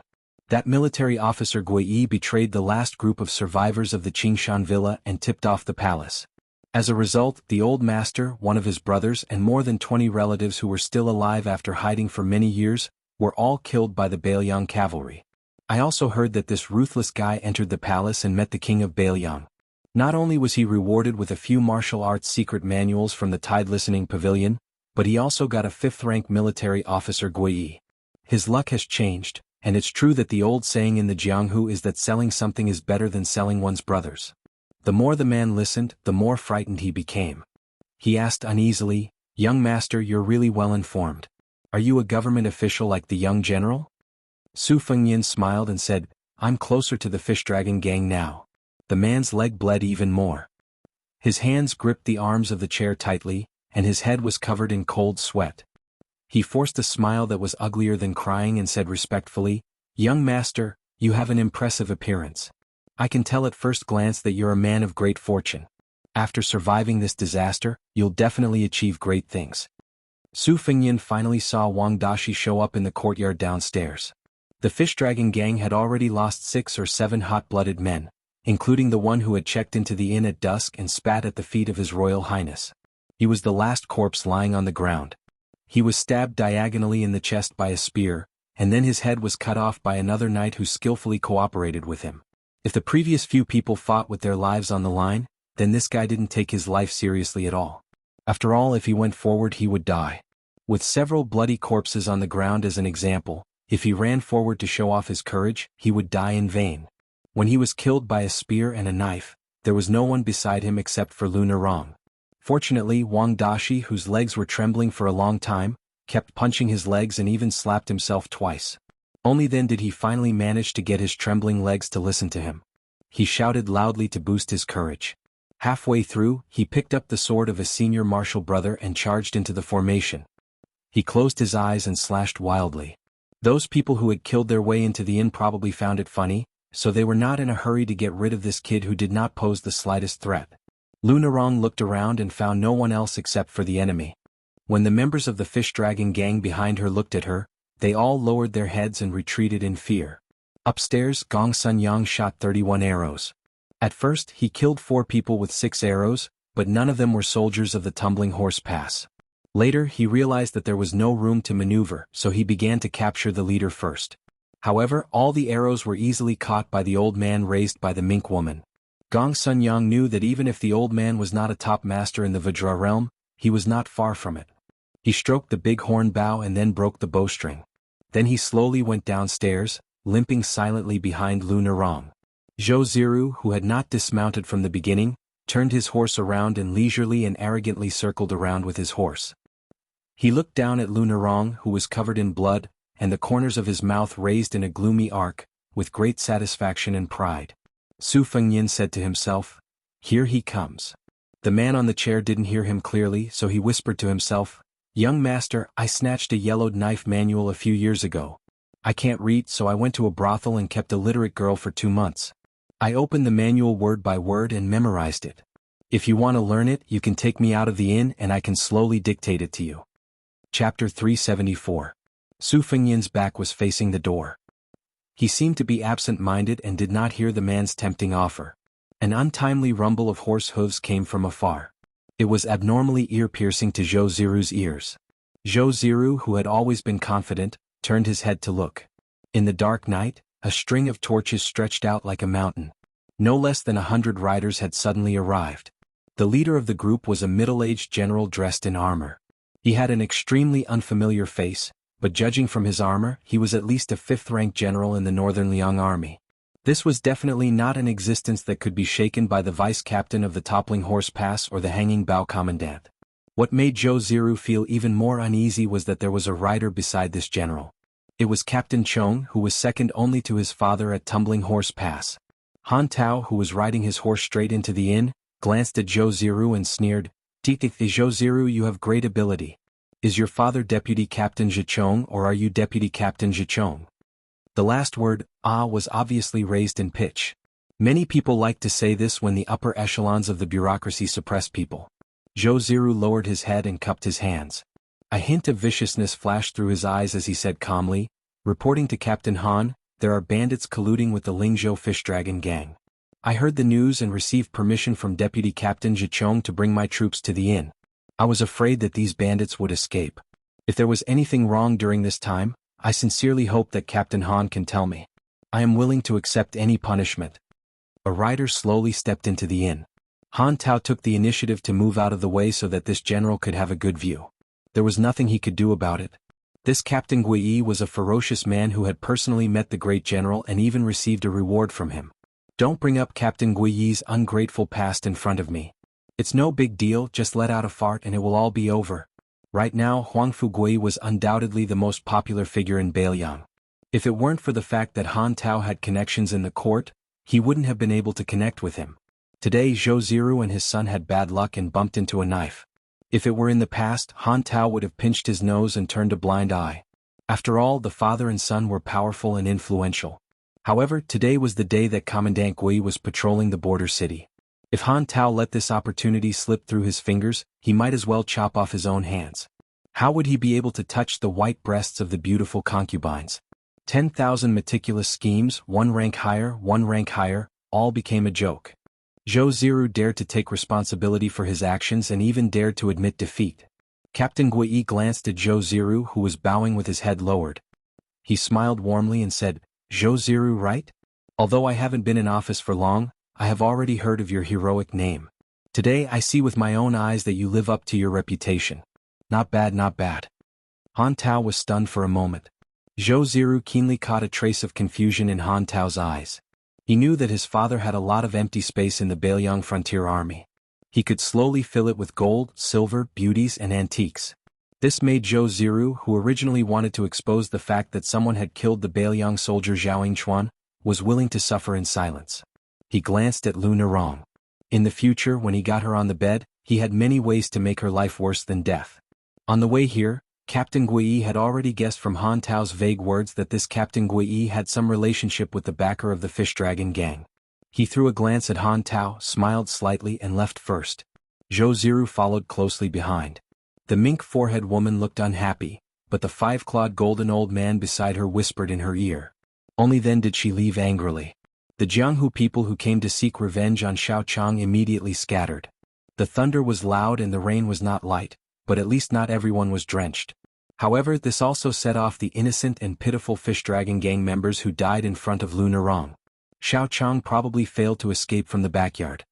He came to the front yard with a calm face, coughed lightly, and ordered the gang members to come back to their senses and clean up the mess.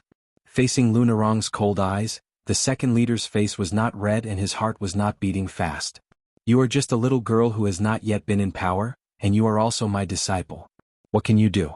Lu Nerong walked back to the inn in silence. Wang Dashi was still at a loss. He fell to the ground and his hands and feet were weak. On the second floor, the man who had been enduring the pain and desperately accumulating chi finally got rid of the knockout powder. Using his left leg as a support, he stood up and suddenly threw a punch at the young man's back. If he succeeded, an ordinary martial artist would definitely bleed from the 7 orifices of his head. He did not have any knife manual. He was just stalling for time. Since this young man who had just entered the Jianghu did not know the unfathomable ways of the world and the depths of people's hearts, he would not be polite. Su Fengyan's clothes fluttered slightly. The martial artist, who was known for his fierce punches, was about to burst. He found that his punch was 3 inches away from the young man's back, but it could not go any further. It was as if he had hit an invisible iron wall. There must be masters of this level in the world, but how could he believe that he would meet one in this small inn? Knowing that things were not going well, the experienced man was about to withdraw his fist and retreat. An even more terrifying emotion enveloped his body. The man found that he had already used all his strength to retreat, but his body did not move an inch. He watched as the young man, whose back was facing him, stretched out his hand and grabbed the hilt of the knife hanging at his waist. The scabbard hit his chest lightly. It was like the morning bell of a temple. The sea of chi in his body suddenly exploded. He died, bleeding from the 7 orifices of his head. Su Fengyan did not feel anything after killing the man. He only thought of the Jianghu. He remembered that when he was young, he heard an experienced guard servant talk about the Jianghu. The old man's words were humorous. He said that in the Jianghu, there was a hero who used a knife. One time he wandered the Jianghu and met a person. "Hey, your nickname is Knife Copying Ghost?" "So am I." That person laughed and said that it was a coincidence. And then what? Didn't he find an opportunity to stab the other person's back with a black knife? Was there only one knife-copying ghost in the world? His Royal Highness thought it was funny at first. He could not understand the old man's self-mockery and the loneliness in his eyes. It was a long time later that he learned that the old man's real nickname was Knife Copying Ghost. The other person was a good brother he met when he was young. For the sake of their brotherhood, the old man even rejected the girl he liked and quietly left the Jianghu. He traveled the Jianghu north and south to uphold justice. When they met again later, he learned that the girl who married his brother had died of depression and illness. After drinking, that brother almost crushed his chest with a knife. Only then did he know how much the girl had suffered in those years and how much jealousy and hatred had accumulated in his brother's heart. Later on, a young man from Jianghu came to the armory to seek revenge for his father's death. After he was captured, the old man actually knelt before His Highness the Crown Prince and begged for mercy. Only then did the truth emerge. Su Fengnian was very generous. Seeing the old man's sincerity, not only did he release the disgraced brother, he also casually threw away 2 secret manuals in the martial library. What happened after that? About 3 years later, the old man went out for a walk and was beheaded by the boy using the swordsmanship in the secret manual. Perhaps the old man and the boy had a tacit understanding. One wanted to die while the other wanted revenge. However, this assassination made His Royal Highness, who felt that he had been played for a fool, fly into a rage. In a fit of anger, he led people to capture the assassin. At the last moment, he remembered the old man's open-mindedness in the tide-listening pavilion and finally gritted his teeth and let him go. This kind of shameless thing, if heard from others as a topic of idle conversation, would only be preposterous. But if it really happened to oneself, how would one feel? Su Fengnian had seen too much of the so-called Jianghu people's heroism and filth, the gentleman and the villain. He had seen many heroic people outside the Beiliang Palace, many people kneeling and begging for mercy inside the Beiliang Palace. He had seen many people who wanted to cut him into pieces even though they had never met him before. Many times, His Royal Highness was not even 10 years old, but there were too many martial artists who had entered the prince's mansion and had the opportunity to walk up to the crown prince of Beiliang. In the end, without any suspense, their corpses would be fed to the dogs. Other people knew about the cruelty of Jianghu, probably like Lu Nirong, who would learn about it very late, so late that it might be the last moment of their lives. However, Su Fengnian was glad that he was the son of the butcher, Su Xiao. He had learned about it early and lived a long life. Just like that, he had lived a seemingly glorious and enviable life until today. In Jianghu, there were many honest people who tried to reason with others by putting themselves in their shoes, but others would use their fists to reason with them. If you used your fists to reason with them, they would use their mouths full of benevolence, righteousness and morality to argue with you. How could he reason with them? Su Fengnian only lowered his head and glanced at the spring thunder saber that had killed without being unsheathed. Chapter 375. The Jianghu of Yu Song was just a child's Jianghu. He naively thought that as long as it was Jianghu, it would be better than a stick of sugar-coated haws. In the Jianghu of young people, most of them were like Wang Dashi, who was used to being bullied by the fish dragon gang. In his heart, there was an unattainable woman. When he was in danger, he didn't think too much about it. He just felt that it was enough to die with her. But in the Jianghu of adults, it was rare for someone like the old man in the sheepskin fur coat to say, "Swords, come," on the mountain peak, and 2 waves of thousands of swords flew over. The one who was miserable was Han Xiangma, a bodyguard from the border of the Jian province. He died as soon as he entered the Jianghu. Most of them were better off, or like the Dongyue swordsman Lu Qiantang, they were successful and famous, but they died in the Jianghu. Han Tao left a few soldiers behind to clean up the mess with the fish dragon gang. After all, there were more than 10 people dead and injured, and it was not a small matter. How to clean up the mess would be a test of Han Tao's ability to lead troops and be an official. Nowadays, no matter how many undercurrents there were in the imperial court, on the surface, the world was still peaceful and prosperous. Relying on military merits on the battlefield to get a promotion was something that could only be chanced upon and not sought. Most of the time it was just a small matter. The fish dragon gang suffered a great loss this time, but they escaped from death, so they were more relieved than sad. The second leader, Xiao Chong, took out 30 taels of silver to give to those soldiers. It was not that the fish dragon gang could not pay more, but these soldiers were obviously the direct subordinates of the Weeping Gong commandant. After all, they were just small officials who could not make the final decision. If their appetite was inflated, it would be difficult for them to deal with Han Tao in the future. In the fish dragon gang, only the experienced Xiao Chang had a good grasp of the trade-off. Lu Nirong did not expose Xiao Chang's face upstairs. It could be seen that after the disaster she had matured a lot in an instant. Su Fengnian placed the dead Jianghu bandit back on the chair. After finishing this business, he saw Lu Nirong standing at the door with a frosty face. Su Fengnian calmly said, "Zhao Yingchuan not only drugged this man, he also poisoned him. He's dead." Lu Nirong glanced at the blood flowing out of the 7 orifices of the corpse on the chair. It was the usual scarlet color. She mocked, "Surname Su, do you think I'll believe you? Do you think I'm a 3-year-old kid?" Su Fengnian knew she was still holding a grudge against him for not helping her when she was in danger. He laughed and said, "Zhao Yingchuan was killed by me. Do you want to report this to the authorities? If I am caught and beheaded, how can the Fish Dragon Gang return to Lingzhou and explain to the dignified secondary class, rank 4 martial scholar?" Lu Narong stared at this man who could be so shameless. It was as if her eyes would be dirted if she looked at him any longer. She turned around and sneered, "No matter what reason you have for killing Zhao Yingchuan, you have helped the Fish Dragon Gang. I'm not that ungrateful. Even if you need thousands of taels of silver to settle this matter, I, Lu Narong, will not frown." Su Fengnian stood at the edge of the chair. "Thank you, Miss Lu." When Lu Narong stepped over the threshold, she paused for a moment and slowly said, "In my opinion, you're even worse than Xiao Chang." Su Fengnian just smiled and did not refute. When he returned to the room where the door was broken by Zhao Yingchuan, he saw Wang Dashi sitting on the edge of the bed and shivering. Obviously, he had not recovered from the fight in the inn's courtyard. For a young man who had just stepped into the Jianghu, the scene of flesh and blood flying everywhere was really beyond his ability to bear. Especially the kind of one-sided slaughter in front of the armed soldiers of the government. It would probably be deeply imprinted in the young man's heart and could not be erased for the rest of his life. Wang Dashi looked up at Su Fengnian and reluctantly squeezed out a smile and called him young Master Su. Su Fengnian nodded and continued to sit on the chair by the window. He took out the inconspicuous knife manual from his arms and continued to study it. The more than 20 knife moves of the covering thunder-stacking armor could all be verified in the manual. The knife manual was not limited to the creation and elaboration of the moves.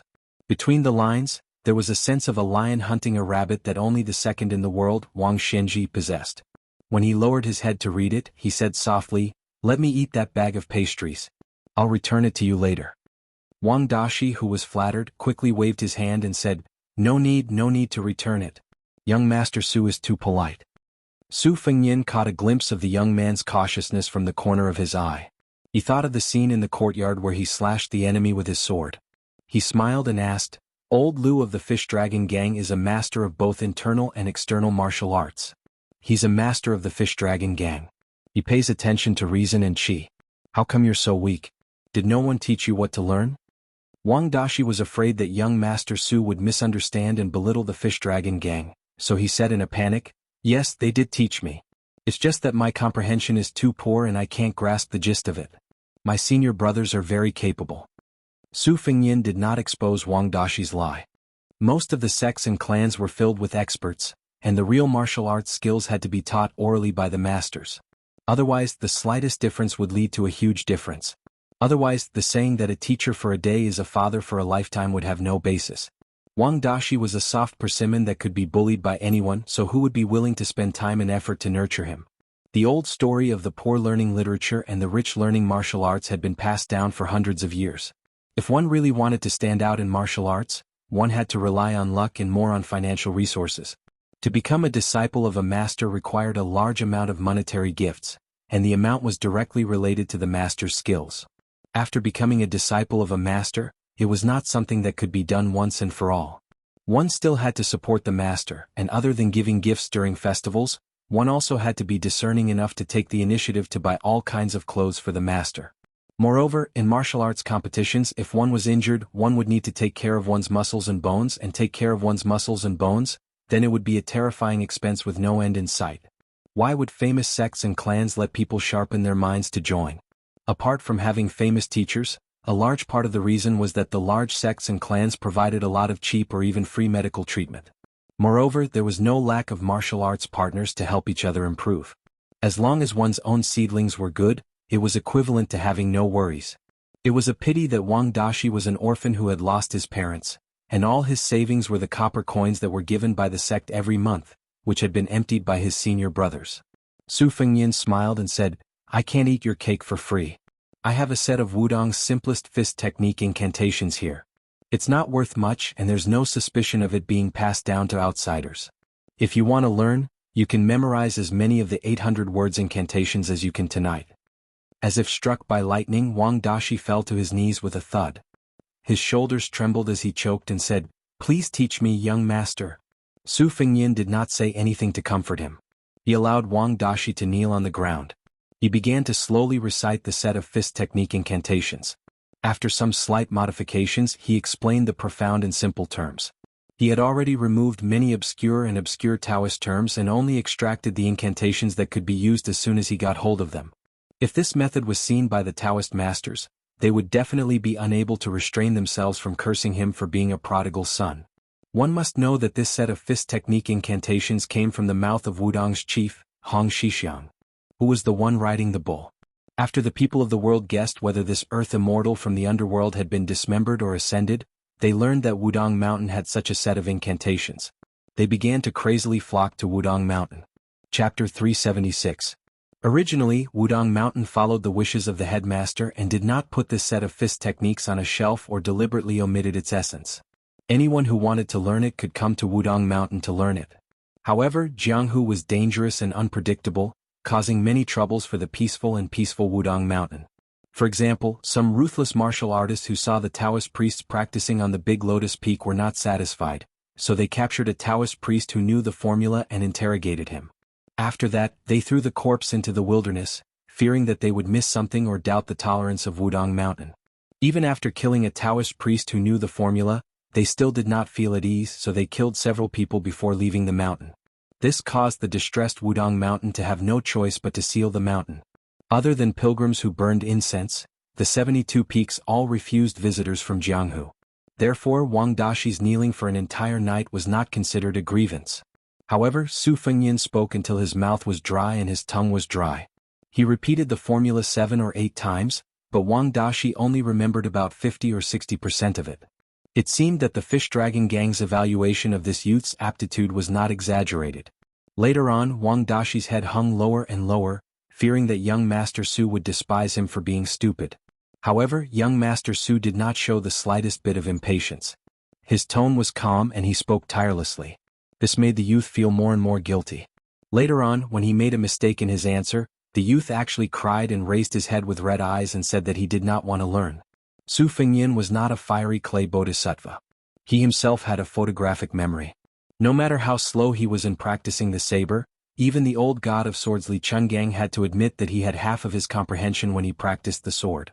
It should be known that Li Chungang had entered the first rank when he was 20 years old. After that, except for the Earth Immortal realm, the other 3 realms were like a hot knife cutting through butter in just 5 or 6 years. How bad could Su Fengyin's constitution be? As for the people around His Royal Highness, to be able to walk beside him, it was obvious that they were all carefully selected. There were very few idiots among them. It would be self-deceiving to say that Wang Dashi, whose aptitude was mediocre, was not the least bit depressed. However, what really made His Royal Highness angry was the youth's words that he did not want to learn. Su Fengyin breathed in and out, relaxing his expression. He no longer repeated the formula but chuckled softly. "You don't want to learn it? Then you can wait to watch Lunarong's back for the rest of your life."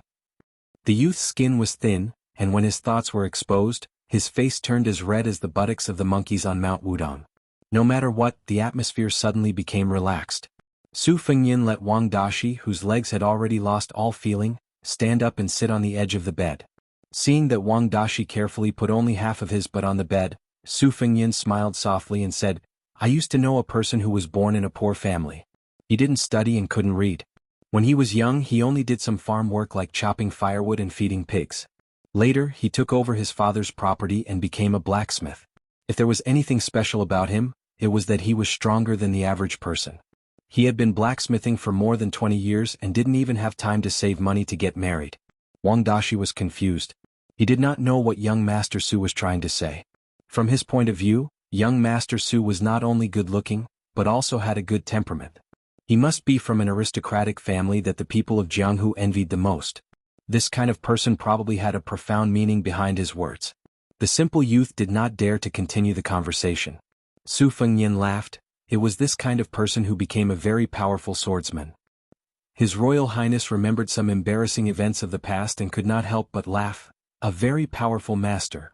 Wang Dashi looked at young Master Su, who had a pair of phoenix eyes, and for the first time revealed a sincere smile.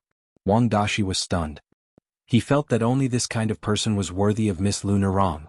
Su Fengyin looked at the bright sky outside the window. He estimated that it would not be long before the rooster crows could be heard. He stood up and said, This set of incantations is called Wudong Fist Arts, but it actually focuses on nourishing the qi and spirit. It does not specify how to circulate the qi in the body. You will have to rely on yourself to figure it out day after day, year after year. When Wang Dashi heard this, he could not help but want to kneel down and express his gratitude. Su Fengyin stood up and joked, "Don't bully a young man for being poor. A young man has gold under his knees. Don't kneel. If you kneel too much, don't mention the gold under your knees, even the copper coins will run away." Wang Dashi stood up and scratched his head with a blushing face. Su Fengyin walked out of the room alone. He wanted to go outside the inn to find some breakfast to fill his stomach. The front yard had been cleaned up, but there were still some bloodstains from last night's fierce battle in some hidden corners. After leaving the courtyard, Su Fengyin stretched his body. He spent 8 copper coins to buy 4 big meat buns. He gnawed on them as he walked, grease dripping from his mouth. A meat bun of this size could not be bought for 6 copper coins in Gangnam-do. Unknowingly, he arrived at the platform of the old city ruins. The corner of his mouth curled up as he saw the child named Yusong practicing boxing with a few of his peers. Of course, he was just practicing blindly with a child's temperament. He was babbling and yelling, and there was a book bag sewn by his parents by his feet. Su Fengyin walked up to the platform and squatted at the edge of the platform to deal with the 3rd meat bun. When Yusong, who had touched the spring thunder saber, saw Su Fengyin, he hurriedly stopped and jogged over. He had an innocent smile on his face. He deliberately raised his voice and said, "Big brother, when I returned to the village yesterday, I told them that I had touched your saber. They didn't believe me and said I was bragging." Su Fengyin reached out and patted the child's head. He was kind enough to clear his name and said, "Yusong wasn't bragging." The 4 or 5 children surrounded Su Fengyin and envied Yusong from the bottom of their hearts. Su Fengyin's eyes were sharp. He saw that the child, Yusong, kept glancing at a little girl standing in the distance. She was thin and petite, and her clothes were sewn even better than Yusong's. Her hands were clasped behind her back. She wanted to join in the fun, but she did not have the courage. She only dared to lower her head and look at the tattered hemp shoes that exposed her toes. Su Fengyin, who was about to eat the meat bun, smiled and stopped. He rubbed his stomach and said helplessly, "I ate 5 or 6 in a row. I'm full. It's a pity to throw away these 2. Yusong, help big brother eat one." Yusong hesitated for a moment. A gluttonous fat boy nearby did not hold back and shouted that he wanted to eat. Su Fengyin handed one to the fat boy. Only then did Yusong take the other one. Seeing big brother give him a look, the child smiled knowingly. He held the meat bun with both hands and ran to find his childhood sweetheart. It was unknown what he said, but after much persuasion he finally convinced the girl. In the end they each ate half of the meat bun. Su Fengyin quietly gave Yusong a thumbs up. Yusong grinned. After the fat boy and the others tasted the delicious meat bun that cost 2 copper coins, they knew that if they did not go to the private school, they would be beaten by the teacher. With a whoosh they picked up their bags and ran away. Su Fengyin walked to Yusong and the little girl's side. Only then did he see that the latter's 10 fingers were full of frostbite and were bleeding profusely. If such a pair of small hands had to wash clothes in the stream or work in the fields in the mountains, how painful would it be? Su Fengyin did not make a sound.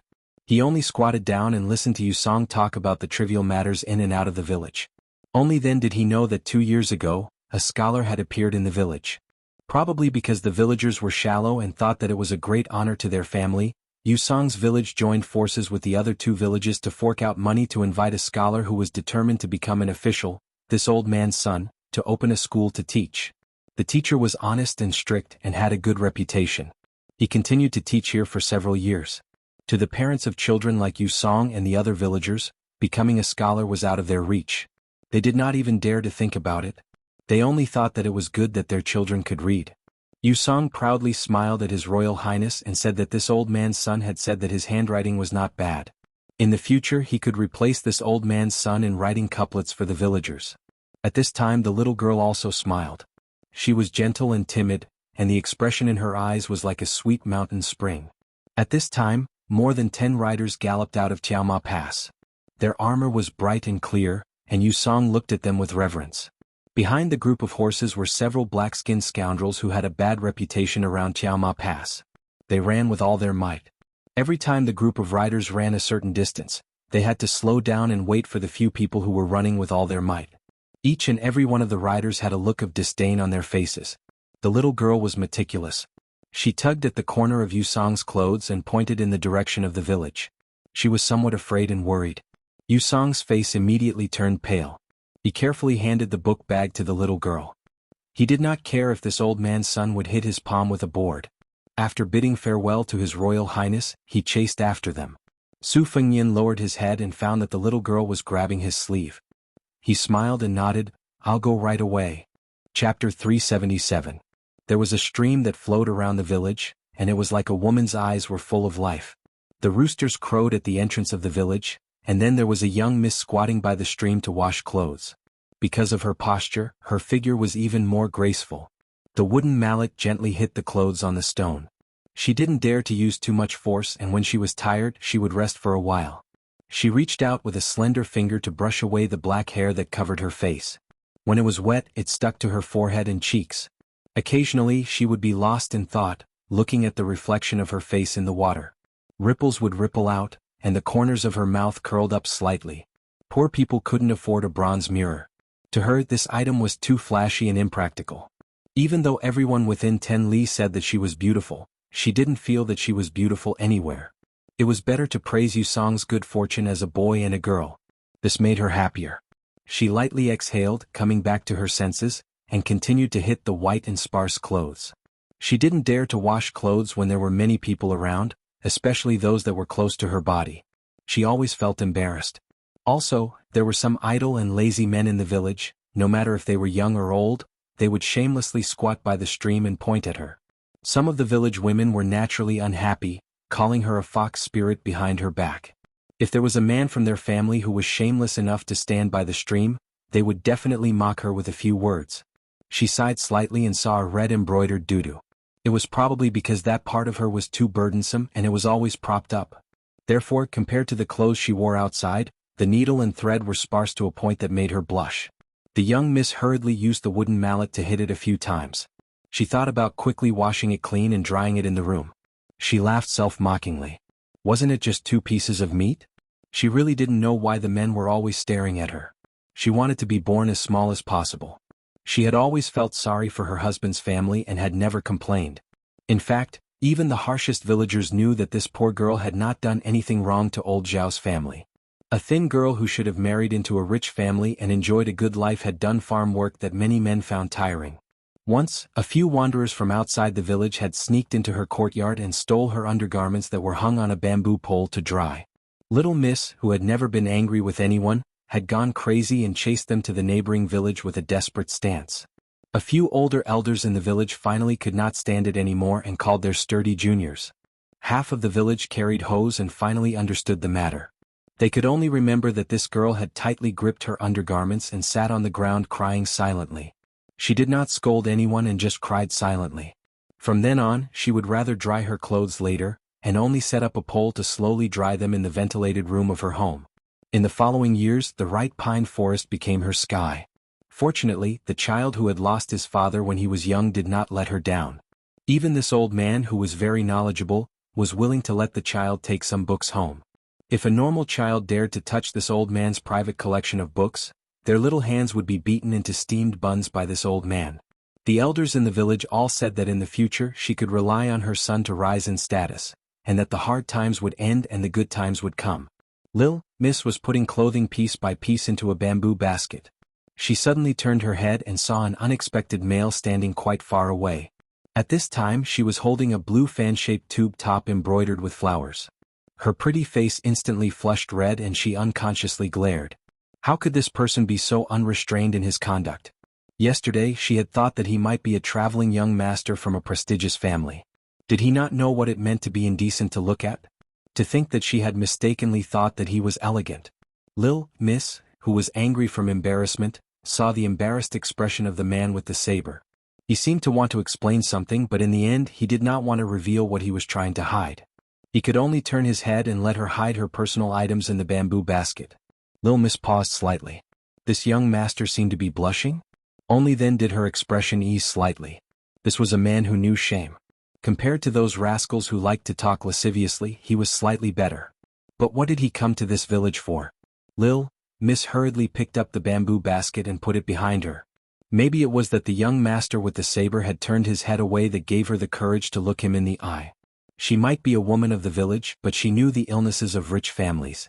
Those sons of rich families who spent lavishly may not have better personalities than the rascals of the village. This young master who had squatted on the mud wall to eat sugar-coated haws and played with the ripe pine forest shouldn't be a bad person. But if he thought that she was a woman that could be teased at will, she dared to slap him. Su Fengnian slowly turned his head and calmly said, "Later, no matter what happens, if you see ripe pine, take him back to the village." The sound of horse hooves sounded without warning and broke the tranquility of the little village. Smoke still curled up from the chimneys and the barking of yellow dogs followed. She is the prettiest in the dozen or so villages nearby. We all call her Weaver Su. She is a widow. Her parents-in-law and mother-in-law are also lying in their coffins. She has no one to rely on. In these years she probably hasn't been taken by any wild men. Her body is very clean. I guarantee that the general will take a fancy to her. The leader of the group, who could be considered a minor official at Tumbling Horse Pass, looked carefully at the girl from head to toe and nodded in satisfaction. He wondered why he hadn't heard of such a wildflower in Liushi village before. If he had known earlier, it wouldn't have been anyone's turn to make a move. Chapter 378. However, since they had missed the opportunity, it would be extremely difficult to secretly kidnap them again. Last night, Han Xiaowei had called a few of his confidants, including himself, to have a secret discussion. Captain Shui Gong said that Commandant Gui General Huangfu had come to Tuma Pass and did not have a few women to warm his bed. If he did not entertain them well, no one would be able to bear the consequences. Although Han Tao said that he did not dare to use the common cosmetics from the brothel to fool General Huangfu, they knew that the two most popular prostitutes from the largest brothel were secretly being kept by Han Xiaowei in a small house without telling his tigress at home. Han Xiaowei was reluctant to part with them, but he also did not dare to use second-rate prostitutes to show filial piety to Commandant Gui. He was afraid that his sworn enemy would use this against the Deputy Commandant Chong. Therefore he came up with a plan and asked them to find two young ladies with clean backgrounds. He said that he would spend a lot of money to invite them to Tuma Pass. However, how could they not understand the meaning behind this? They were just trying to snatch the prostitutes. After the deed was done, they would be rewarded 10 to 20 taels of silver to keep their mouths shut. Of the two girls they found at night, Han Xiaowei did not take a fancy to one of them. He said that even if she was thrown into a brothel, she would not be able to earn a few taels of silver a year. The other girl was quite pretty and was still a virgin. Han Xiaowei also said that this girl who was crying her eyes out did not know how to serve people. Without another word, he ordered someone to bring her to his private residence. This caused the few of them to be so anxious that they almost suffered internal injuries from holding back. When the sun rose, they felt that Han Xiaowei would die if they delayed any longer. One of their fellow officers suggested that they might as well ask a hooligan in town to lead the way and see if they could be lucky enough to find a girl in the surrounding villages who could satisfy Captain Gui. Had they really did find one by chance. The young woman who was standing gracefully by the stream with a basket in her hand did not look stunning at first glance. However, after a few glances, one of them could tell that she was a beauty. Using the words of those poor scholars, her skin was whiter than snow and could be broken by the wind. That small waist and those breasts were all one of a kind. The squad leader swallowed his saliva and knew that this trip would not be in vain. The horseman threw the bag of copper coins that the lowly scoundrels had agreed upon beforehand. He bent down, his eyes staring at Lil Miss as he quietly asked the people beside him, "There needs to be a reason. The soldiers of Tumbling Horse Pass always love the people like their own children and won't make things difficult for the people." One of the hooligans turned his head and laughed in a small voice, "Officer, don't worry, this is simple. Weaver Su often goes to town to buy some satin and embroider a sachet at home and then sell it at the market. Officer, say that there is a general's wife and young miss at Tuma Pass and want her to embroider embroidery. What do you think?" Out. The hooligan who had received a large sum of money and wealth was extremely excited. He said in a trembling voice, "Officer, this one is called Zhang Shun. Officer, you can call me Shunzi." Seeing the officer turn his neck towards the little stream, Zhang Shun moistened his throat and glared viciously at the young woman that he dreamed of holding in his arms and playing with every night. "Who asked you to put on airs? If I can't get your body, I definitely won't let you live a pure life. Didn't you reject the marriage offers from many well-off families for the sake of your chastity memorial arch? I know that you are a proud girl, but I won't let your body and reputation be pure. When that powerful officer Gui has played with you, what face and heart will you have to continue pretending to be a pure and chaste woman? Ha, when I play with you properly, won't I be brothers with the great general that have done that kind of thing together? It's just that I don't know how many hands it will take when it's my turn. Looking at the situation, the officers around her all had eyes like wolves. They definitely won't let her go. Xianxia, who had a belly full of evil tricks, quietly pursed his lips. He reached out to wipe his saliva and shouted, Su Qing, there is a great general's wife at Tumbling Horse Pass who wants you to embroider. Reward? The sergeant took the initiative and said softly, 20 taels. Xianxia immediately climbed up the pole and said in a charitable tone, 20 taels. You can't earn that much in a year. Why don't you hurry back to Tumbling Horse Pass with the officer? If you delay the great general's wife, can you afford to be punished? Xianxia's evil intentions were secretly aroused. He tried to speak in a calm tone, I'll take that basket of clothes home for you. The sergeant on the horse frowned. How could he not know Xianxia's dirty thoughts? However, he still didn't say anything. He knew that in order to make his subordinates do things willingly, to be a dog that could not only wag its tail but also bite people for its master, it was not enough to just rely on the power of an officer. If he didn't give them some extra benefits, they would all be slippery and stingy. What could he do? Su Fengyan only now knew that she was called Su Qing. However, wasn't the Qing in this simple name a bit too heavy in this world? The little Miss Su Qing bit her lips. The little stream behind her was only knee-high. Even if she jumped in, who would drown? She shook her head and said, I'm not going. The sergeant and the riders beside him were expressionless. Clearly, they had expected this answer and were not in a hurry to pressure her. How could a lonely naked woman win against a dozen iron cavalry and the entire Tumbling Horse Pass? Xianxia said angrily, Su Qing, don't be so shameless. Do you believe that I'll knock you unconscious and carry you to Tumbling Horse Pass? Su Qing raised her arm. In her hand was a wooden mallet used to hammer clothes. The dozen iron cavalry saw that this young woman was so stubborn yet cute and laughed loudly. Xianxia hated that this woman did not know how to appreciate his kindness and made him lose face. He rolled up his sleeves and was about to go to the stream to let her know the severity of her fists. Of course, he wouldn't really use all his strength to hit her. Mother, don't go. The young child who ran covered in dust and fell countless times before finally appearing in front of everyone's eyes. This naughty but filial child had a sobbing tone as he desperately shook his head at his mother. Poor children, more or less, would know the bitterness of the world earlier. Xianxia smiled nastily and said, Su Qing, don't forget that you still have a son. If you disobey the military lords, their prime minister is magnanimous and won't argue with a widow like you. However, I, Xianxia, will have a good relationship with your son. After Xianxia finished speaking, he jogged towards the child. How could a 6 or 7-year-old child fight against a scoundrel in the prime of his life? Trapped in Xianxia's arms, the child opened his mouth and bit Xianxia's arm, drawing blood. The flustered and exasperated Xianxia used his arm to choke the child to death. The little miss still didn't cry out. Turning around, she put down the bamboo basket and wiped away her tears. Then she turned her head and said calmly, I'll go.